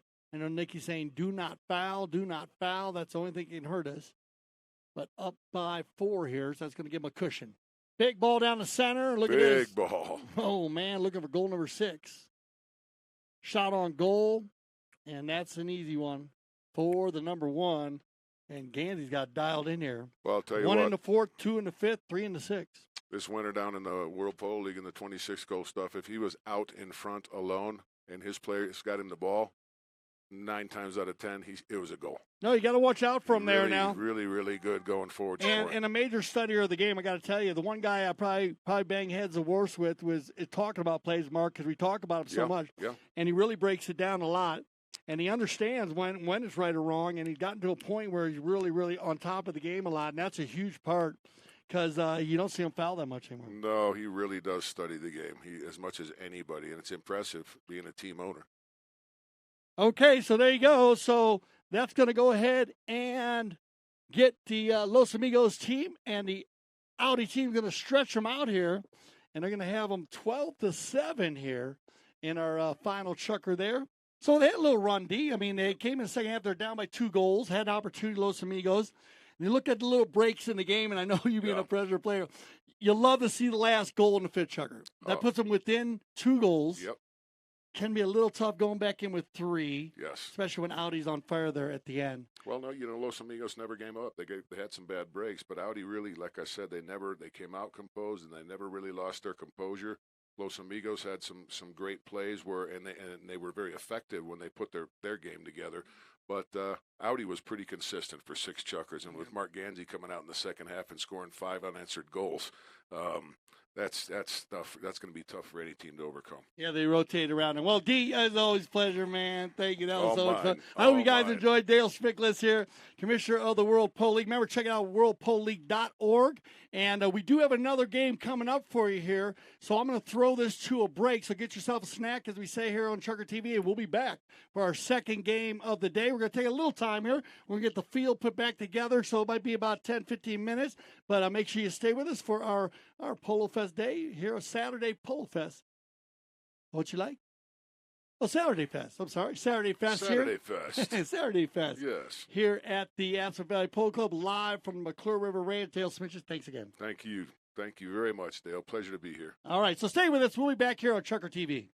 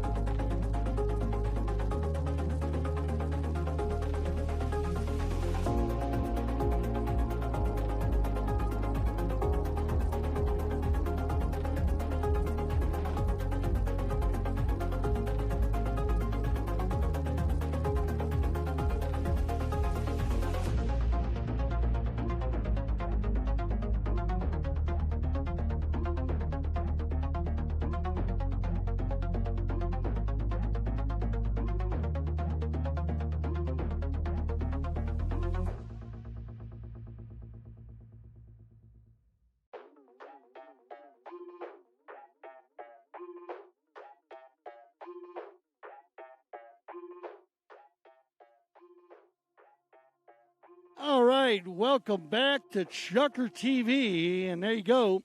Well, they jumped right on this one. Thanks again, everybody here at the game field here for helping us put the field back together. And once again, congratulations to Audi. Moving on, and here we go, Saturday Fest, our final game of the day, and I have, of course, the commissioner of the World Polo League, Dale Smickless, in the hot seat, in the house. Hey, it's been a lot of fun. D, say hello, Chucker TV. Hello, Chucker TV, and hey, man, what a pleasure to be here today. This is just an incredible setting for polo and a wonderful day.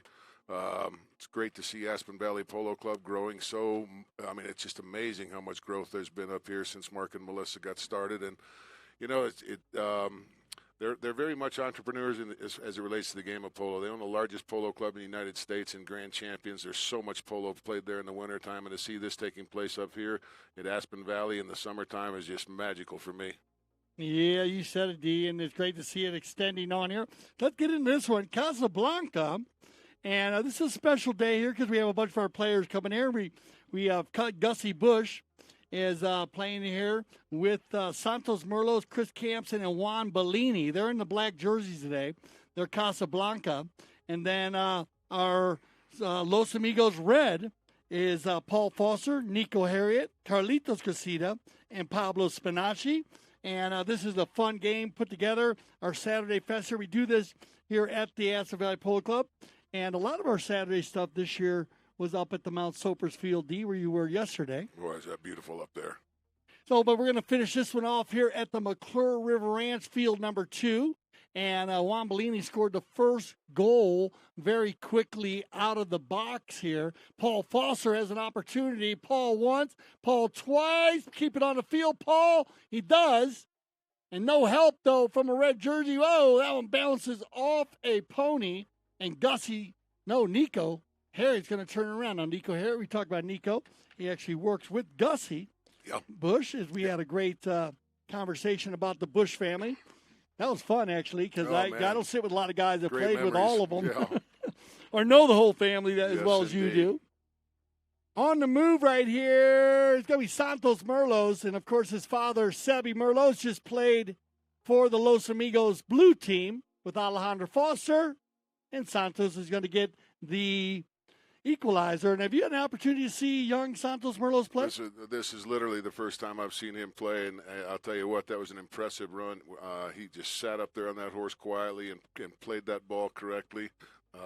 He looks like he's got a tremendous amount of potential to me in the short period of time I've seen him. Yeah, you're gonna be fun. You're gonna have fun watching this guy play. Now he grew about 5 inches from Florida to here because I've known him for a long time, and I watched him. I did a lot of umpiring in the 12 goal down at the Grand Champions Polo Club this season. And you know this guy, Pablo Spinacci. On the move. Spinacci once, Spinacci twice, and that's why that guy's 6 goals. Yes. Former 8-goal player. Very steady player. Pablo will get that one out in front and get a good run, make it 2-1 here as we click down. And this has been a beautiful, fun, open game. Of course, our Mount official, of course, will be Martin Aragati one more time here. And I want to thank Martine for working hard in our big game here as we had our second semifinal of the Triple Crown of Polo. And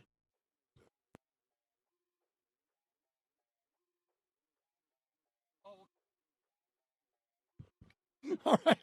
So we had Ziggy, one of our favorite Jack Russells, was here, and we want to make sure he's okay. So he looks like he's okay. He said, I want to come back and watch the game. So on this one here, the stage is set here, D, for our for the Triple Crown. Yep. And it looks like Flex Jet will battle Audi out. You can check that out tomorrow here on Chucker TV. Should be a great game. And then we're going to have the Just for the Fun of It round robin. And that should be a blast. And like I said, Dale and I were talking about it. It's been a great, we have had a great turnout from the local crowd here in Carbondale. Well, I can imagine. And that's been fun, D. I can imagine. I've got to believe that as beautiful as this setting is out here, that I have to believe that a lot of the local people really do appreciate the fact that polo's here and this beautiful place is here. And it doesn't surprise me at all. Campson's going to get a 3rd goal here. And, wow, Casablanca doing a great job of coming out very quickly. Now, Chris Campson, we call him KK, of course, on 6 goals, has been played here all season long. Had his whole family up here, Allie and all the kids up here. And so that's been a lot of fun. And it's been a big family scene here at the Aspen Valley Polo Club all summer. And here comes Gussie. Big ball from Gus. Now Gussie and Nico, look at these, the two best friends and confidants come together. And back to the inside, it'll be Santos Merlos. Merlos, little pump fake. Look at his daddy there. Now he tries to put that one down inside. Stolen away by Nico Harriet. Having a little trouble there. He'll spin around and leave it for Spinacci. Pablo, big ball. Paul Foster. Good pickup here by Paul. 2 in a row. Oh, man, Paul, he has been gotten so much better. The last couple of years he's been playing, or he started playing the low goal. He played the high goal this season, and he's just done a fabulous job. He's been working so hard. He's told me this season, Dale, and this is an important fact that I loved about the club, was Paul told me that the practice games that he was having with a lot of the high goal guys was really, really helpful. Oh, I'm sure it was. We had the weekday practices. If you, like I said before, if you're a player that wants to improve and you're playing out there with some high goal players, I promise you they'll coach you, they'll talk to you, they'll help you. There's really nothing like it because the pressure of the tournament game isn't there, but the speed and the flow and the pros are, and it's a great learning tool. And Campson will pick up another goal here. As there goes Fernando. Fernando, my brother. Juan Bellini's main trainer right there. Warming his ponies up for him. And now Campson will pick up goal number 2 here. So, whoa, look at this one. A lot of goal scoring here in the first Chucker. Yeah. This could be a 4-Chucker game, D. We're going to play a 4-Chucker game here for the Saturday Fest. As, of course, you do know on ChukkerTV, we do have 4-Chucker games, 6-Chucker games, and, well, round robin 9-Chucker games. And they take us around the corner here, and good sportsmanship there by Spinacci. He's going to help out Gussie indeed. Bush. Nice to see. Yeah, Gussie with the blue helmet all the time. Went for the University of Alabama, Crimson Tide. Now it's going to be Paul Foster once again. Paul looking to get him within 2 here. Looks Paul like a nice inside the shot. void. Paul, and that's the way you finish Nice Paul Foster. shot. And, man, I'm telling you, guys get more comfortable every day on the polo field. Good for him. Paul Really will nice take that one in. approach shot. A nice little play right here, huh? Yeah. No, that was a really nice approach shot. He set himself up, and I mean, the goal was easy because his approach shot was so accurate. There we go. We talk about the approach shot all the time. All right, well, that's going to end our first Chucker play here for the Saturday Fest. 4-2 after 1, and we'll be right back here on ChukkerTV.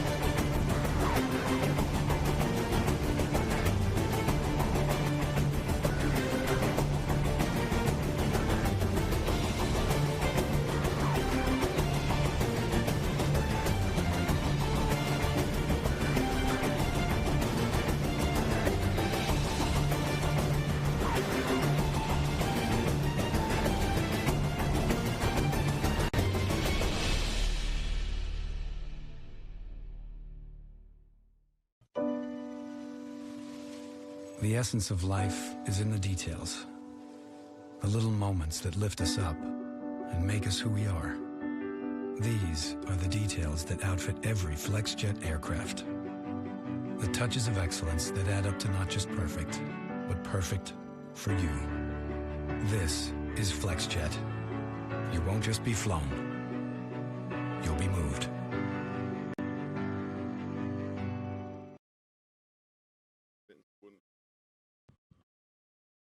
All right, welcome back here. And again, well, we were talking, D, about the backdrops. Look at this backdrop. No, it's You it's gotta let, makes me yeah, you speechless. puts a smile on your face, right? Yeah, it makes me speechless. I told So you the I'm clouds out right there. here are just too amazing. How we're at 65. Oh, 2-goal handicap. Okay, for the red. Oh, okay. So whoa, we had 2-goal handicap here for the red. So there you go. That's going to tie it up. But thank you, Juan Bellini. Oh, I think maybe they changed because they had the team change. So we did have a change in the lineup. as with Mr. Paul Foster coming in, so that'll give him a 2-goal handicap. And so that's going to tie it up here 4-4. Well, we're talking about Paul Foster. We're talking about the barn there in the background. Now, this is the decor that you will see here at the Aspen Valley Polo Club, and the McClure Ranch actually are at the Aspen Valley Polo Club, which is less than a mile behind Dale and I, a quarter mile. Yeah. Right down the road here. Really, right there. Yeah, and that same decor in the barns there, where they house over 100+ horses. And so now with the barns being built because you build fields, right, D, and then you got a place to keep the horses. Yeah, exactly right. So as they grow, and this has just been amazing. And the McClure Ranch sits right down here, 150-acre parcel, just down past it, right in between Highway 82 and the Roaring Fork River. Absolutely magnificent setting. All right, on the bowl in here, Paul Foster. He'll take it forward here. Gussie's going to press him a little bit. Paul gets a piece of it. Now Gussie. Now, I got to talk to Gussie, Dale, and you'll love this because especially at a 2-goal handicap. And he was thrilled he played with the Flex Jet team this year in the high goal, and that's Melissa. Yeah. Melly, and he got to play with Alejandro Navija Estrada on 8 goals, Alario Ulloa on 10 goals. Oh, my. Right? Fun guy. Yeah. And he just said that he just thought it helped his polo so much. Of course, that was in the North American Cup, and that was USPA tournaments we had. We had some USPA tournaments. We had the North American Cup and the Silver Cup. You know, very successful this year. Gus played 2 games in the World Polo League this year in place of Melissa when she couldn't make it. And I watched him play in his first game, and I believe it was his first season, especially at that level. And then the second time that he took her place was at halftime of a game. And I'll tell you what, the difference in between that one game that he played and then the second game that he played, this young man's paying attention.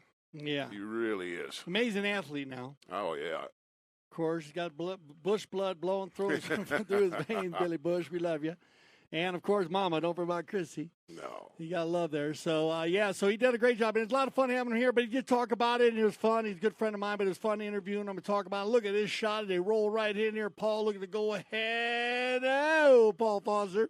And he got the finish down, and he'll take that one out. Paul going to pick up goal number 2 here. Good for him. For the Los Amigos Red team. Paul loves to pull the team, coming out of El Paso, Texas, of course. Yeah, so we are okay. All right. So we did have a 2-goal handicap here for any of our new viewers or tuning in for our second chucker. It was a 2-goal handicap we forgot to put up.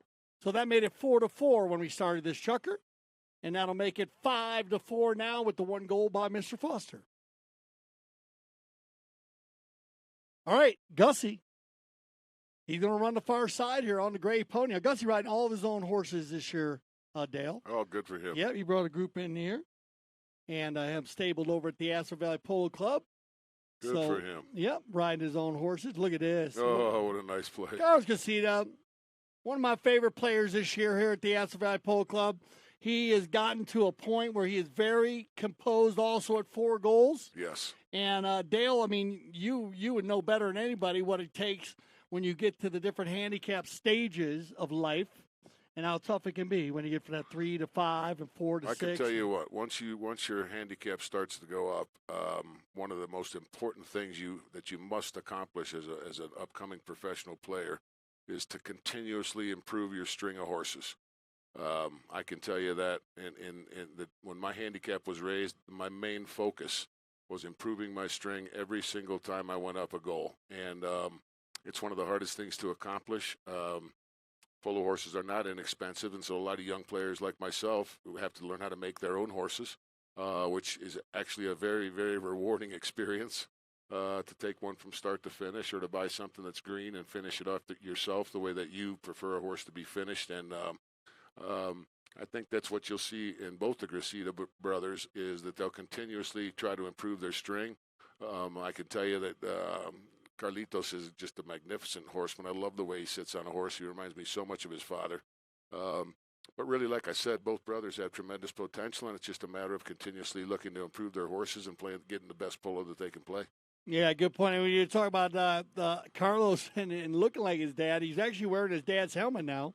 Dale, I don't know if I told you that, but he actually decided that he wanted to start wearing it. It was Carlos's birthday the other day. So happy birthday, Oh, Cassius. I played a lot of polo against Carlos. Right. I can tell you one thing about Carlos. If he got a half a step on you, he was always gone. And he never, ever missed the polo ball. He was one of the quickest, fastest, most accurate players at speed I've ever seen in my life. Big tail shot by Gracida. Spinacci will roll onto this one. Pablo's going to line him out here. Here comes Nico Harriet with his first breakaway of the day. Nico takes it off the board right there, bounces it off the pony as he comes in here. And now Juan Bellini will take it under the neck with it, gets a piece of it, left inside, KK and Bellini, and KK will leave it for Bellini. Juan still hitting the ball very crisp. And playing very strong here this year, too. Kyle Juan also being a cancer survivor. He's done an amazing job representing the cancer survivors with his pink helmet. And he told me this year, D, that he felt as good as he felt. And now in his 50s, of course.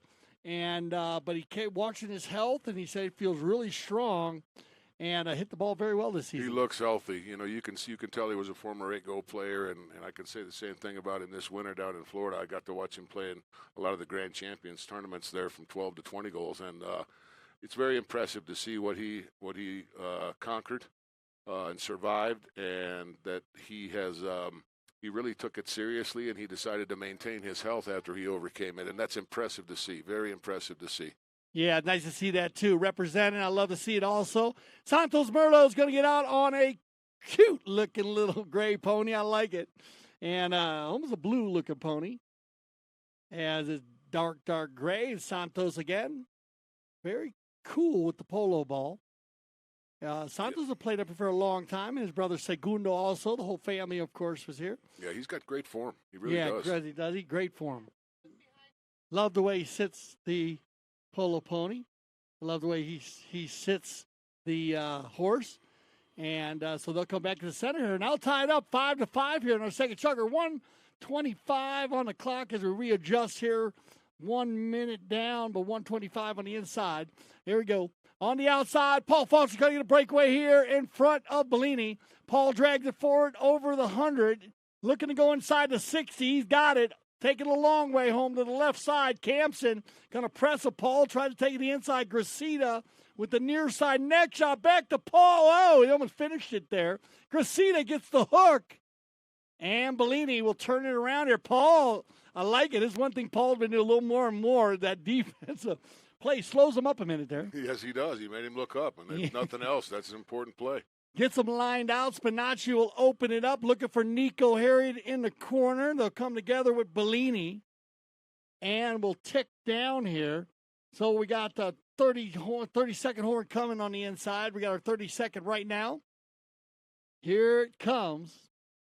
There it is. And here goes Merlos trying to get by Gracida. Merlos. Far post, that ball's got eyes. That ball's going all by itself. I'll tell you what, that young man's got a lot of style. You can certainly tell where his fathers and uncles were. I remember playing against Cacho, his grandfather, and he was 9 goals, and he was just a superb polo player and a great tactician on the field. And it's nice to see third generation out here with that kind of style and form at this young of an age. Got a lot of potential, that young man. Isn't that cool? Yeah. It was great bringing up Cacho. That's awesome. All right, so there you go. That'll end it. And Merlot's going to push him ahead here by a goal. So halfway through here, we got 2 chuckers left here for Saturday Fest, live from the Aspen Valley Polo Club. We'll be right back.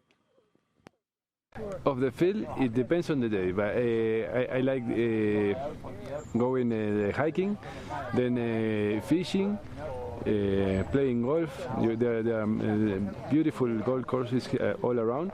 Then what else we do? We do so many things. Every day we find something new to do. I'm Alejandro Novillo Estrada, and you're watching ChukkerTV.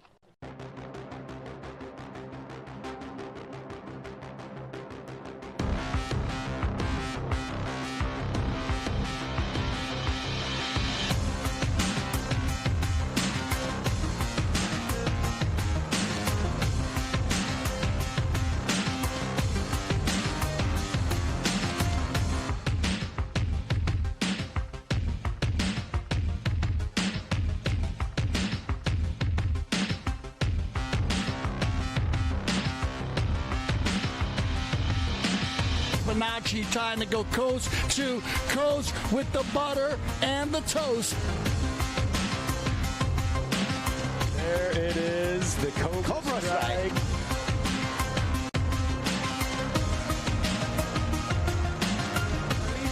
Once, twice, 3 times out of the air.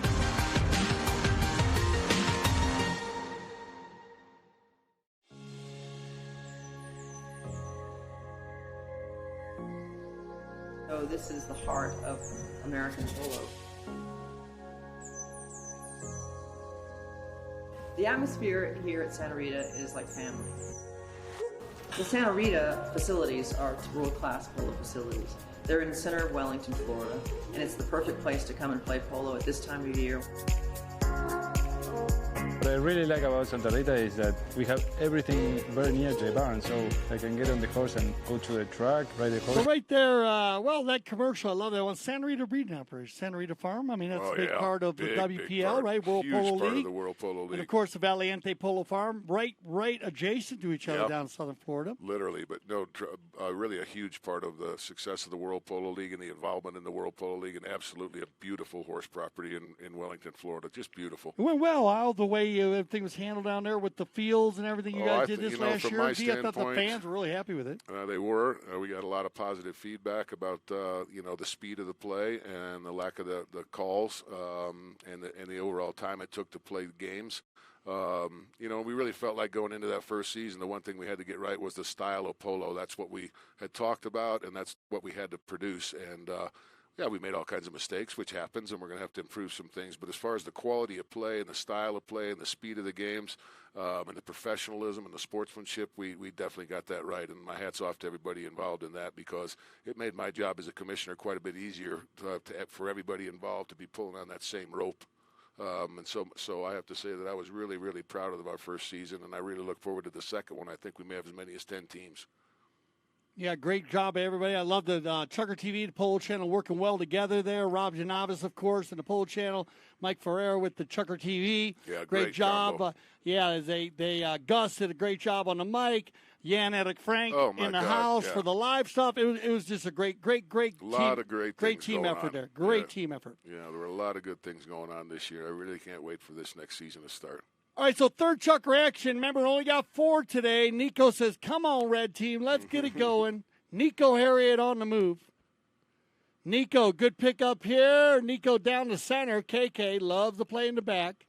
He's going to slow it down here and open it up, and he's got Gussie. Nico, I love seeing these two guys go together here right at the end, too, as they worked all season long, the Nico Harriet and Gussie Bush together with Gussie's ponies. Actually live together, too, so they know each other very, very well. Yeah. Down the center, KK looking for Big Gussie. Bush. Hooked by Gracita. Carlitos now. He'll turn the corner right here. Carlos. This is one thing about Carlos here. I think in the last 2 weeks, Dale, I don't think I've seen him miss one polo ball. I mean, his eye for the ball has been so good. His father's eye was as good as anybody's that ever played the game. Yeah, as good as it comes, right? No, as good as anybody that ever has played this game. Paul Foster, stroke it, Paul. Wow, nice attempt. And I like that little snap shot by Paul, little lob wedge there. A little bit off to the right, but a nice attempt. And also a good shot to shoot that one, Bellini in the rumble seat. Yep, no question about it. It was the right decision, just a little wide. All right, on the right side, Bellini will bring it in here, and Juan's going to go down to center here looking for Santos again. Santos being mounted by his father, Sebastian Merlos, today. Of course, you said the family, of course. Tincho here. Yep. You'll be able to see Tincho play tomorrow. He's going to play in the Just for the Fun of It Cup. Super. But Merlos, he was 100%. Tincho was 100%. The only professional player that was 100% from the penalty line this year here at the Aspen Valley Polo Club. It's such an important part of the game to make those foul shots. All right, that ball rolled just off the side. And Paul's got an opportunity. Paul with the neck shot. Nice neck shot. Well done, Paul Foster. Great goal. Great goal. Good for him. Great goal. Not an easy shot. No, but he made it with authority and right through the post. And again, watch how he sets up here on your replay. For any of you beginner players, here's Paul going to line up here. He takes his time. He stays right there. And a great finish. Perfectly executed. And with Gussie right there. Yep. Rubbing him. Or actually, that was KK. Yeah, that was Chris Campson, yeah.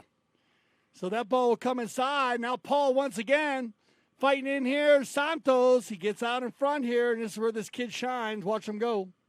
Here's the approach, near side. Grabs back, leaves it there for Bellini. Juan's going to smoke one from a 40.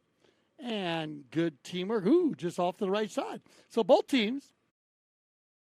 And with the 6-6 ball game here in the third chukker, we'll click down under 4 minutes now. So we're right on time there in the booth. We're all good.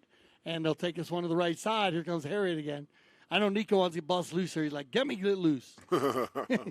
Now, Nico played with Gussie and Juan Bellini and Tato Bellini. Uh-huh. I got to give a shout-out to one of my favorite Bellini, Tato Bellini, the youngest Bellini son. Yep. And they won the 12 goal. Or the 8 goal, actually, in the Grand Champions Polo Club. So they had a little fun there playing. The father-son routine. Carlos Gracida trying to take it forward. Oh, Campson. You don't see that happen too much. Now Nico says, thank you, sir. And Harriet will get his first one of the day. And more importantly, that'll push him ahead by a goal here as we click under 3 minutes. So I'm here with KK. Just missed. Yep. Just an unfortunate miss. Just kind of hit the ground there. Look, he was leaning to the right. And again, Campson. Another one very strong in the penalties this year. He played so well. It was nice to see him play in the 26-goal World Polo League this year. He really, really, really had a good season and showed the reason that he's as good a player as he is. He had every right to play in that level of polo. He was very consistent, played very well, and he had the horses for that high goal polo. And it was impressive to see. I've known Chris a long time. I know we all have. Yeah, he was thrilled about it too. He talks highly about it. And again, another player. Where you want to go up, right? You got to play in that style of polo. Well, that's the idea. Just everybody moves up at their own pace. But big ball down the center. Nico's got to deal with Keiko. Watch out. Camps is going to slide in there, and that's a true play by the number 2 as he waits for Nico Harriet to come by, makes the hook. Paul's got this down.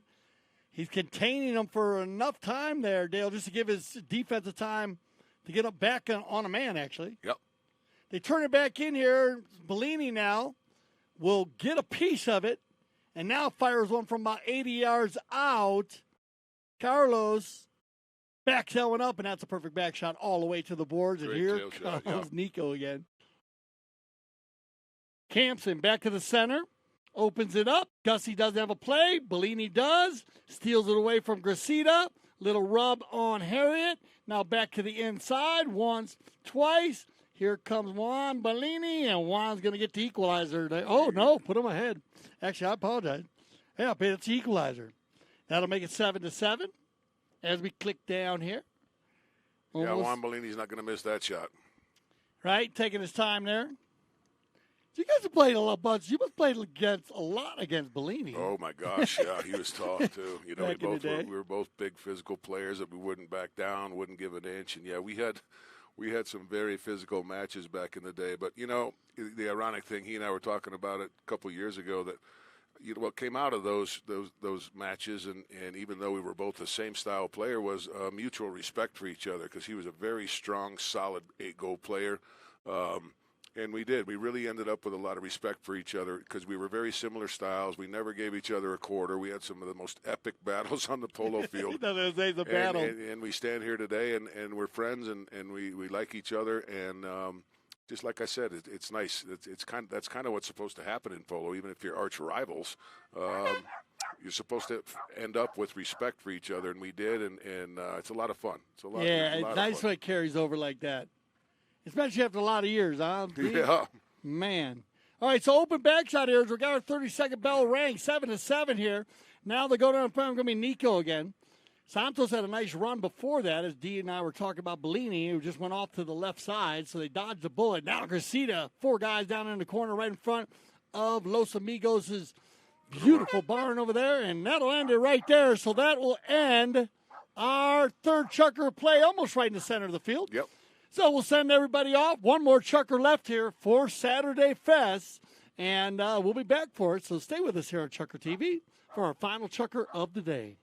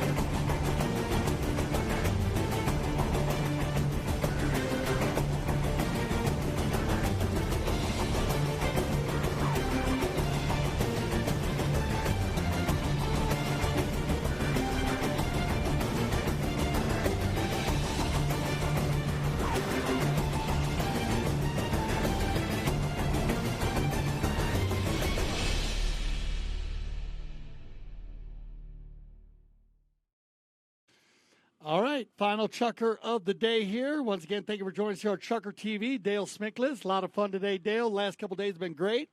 We're going to rev up tomorrow. Talk about a little bit about the matchup, I guess.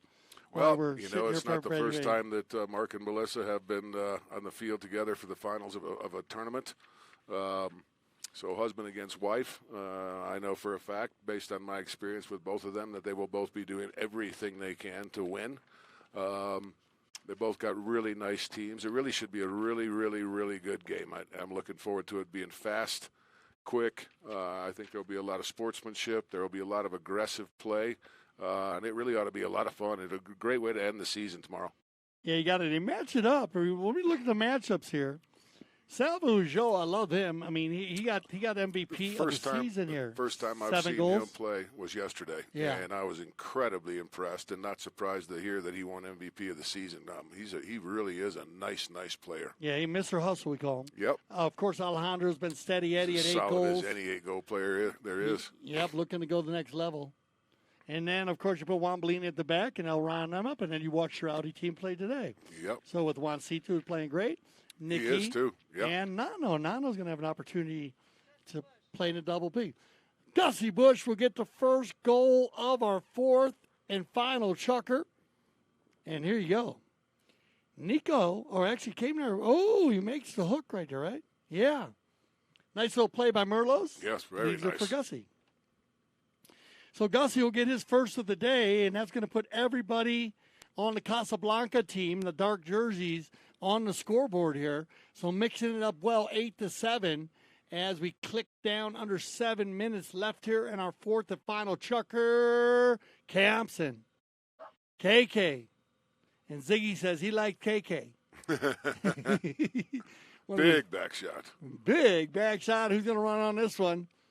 Bellini pulls out of there real quick. I guess Campson had the right of way, so let's work together there. And they'll take that one down, and they'll leave it here for Gussie again. Good pickup on the near side by Gus Bush. In the corner, turn around by Gracita. He'll slow the pace. Carlos. And now he'll work it back down. It'll be KK. So a little tennis game going here inside the 100. Campson pushes it back in, looking for Gussie once again. Gussie dealing with Carlos. They leave it for Merlo. Look at, well done, Carlos Gracita. That's good ball, D. Indeed. Great composure under pressure. Really was. Takes both players out there. Great play by Gunn. He's got ball. Paul on the move. Paul, that's a good pickup. He gets it over center. Now he'll run through the 100 here. That's the shot I'm looking for. Back to the center. Ooh, he couldn't belly back to it. But I like the approach shot going forward there. Just keeping it off that, hitting it to that far post. And now Bellini will just take it into the corner and regroup here. Turning the corner, and all black jerseys are going forward. Look at little Merlo's flying here. Campson knows it, and you got a foot race. Big ball from Chris. Got two guys going forward. Merlo's dragged it forward. Neutral play by Gracita, and then Campson, and that's a brilliant play by KK. And the finish. It pays off. So that's a great offensive attack by the Casablanca team. You can't find a hole in that one, D. I mean, he's got rolling, and it worked out very well. No, great team play, though. Chris hit that ball up to two, had two players going forward, and then followed up rapidly and was able to finish it off himself. Great play by Campson. I like it. And Campson's so comfortable in the back, but I enjoyed watching him play 3 this year. He prefers to play with the number 4 on his back, but Bellini likes it too. So you got two big guys that like to play in the back there. Yeah. But they rotate around very well. Yes, they do. Chris All has right. played a lot of polo. Bowling, and you need one here. Spinacci knows it. Pablo, he gets a piece of this one, leaves it behind, though. Gussie says, thank you, sir, and he'll take it to the far side. Gussie gets hooked in there by Gracita. That'll give Spinacci a little time, and Bellini says, no, you don't. I got you. Loose ball play over center. Gussie puts a hip on Gracita. Carlos going to stay on the near side here. Leaves it behind. Santos and Nico. Nico tries to make the neutral play. Santos. Great composure. He is steady Eddie. And there's another one for you. Oh, just off to the right side. Yep. So they'll regroup here. And again, he doesn't rush when he gets the polo ball, does he? No, you can For a very, young dude, very he doesn't look like he rushes at all. Yeah, there's tremendous potential for that Yeah. young man. Of course, his brother Segundo Merlos, his older brother, playing over in Mashomic Polo Club at the moment. Yeah, they played a lot of polo up there this summer. Yeah, so shout out to the Mashomic Polo Club. Just got done with the Eddie Moore.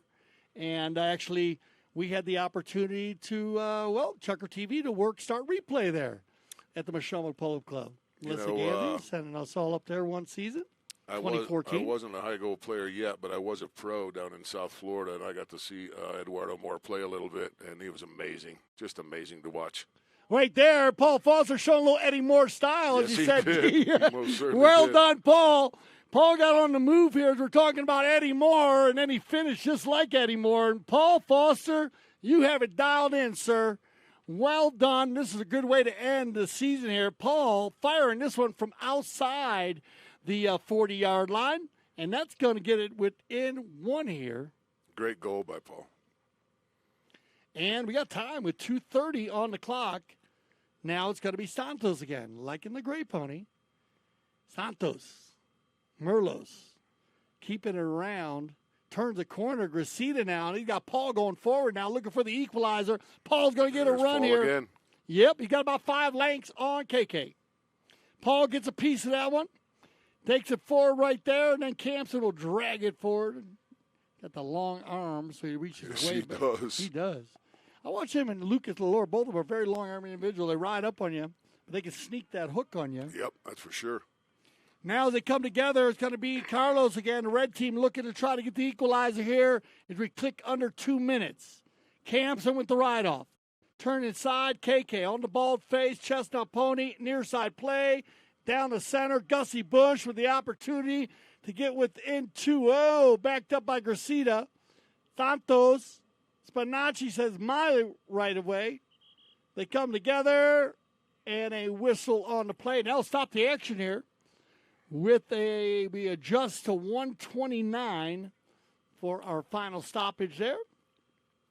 And let's make the call on this one. That ball bounces.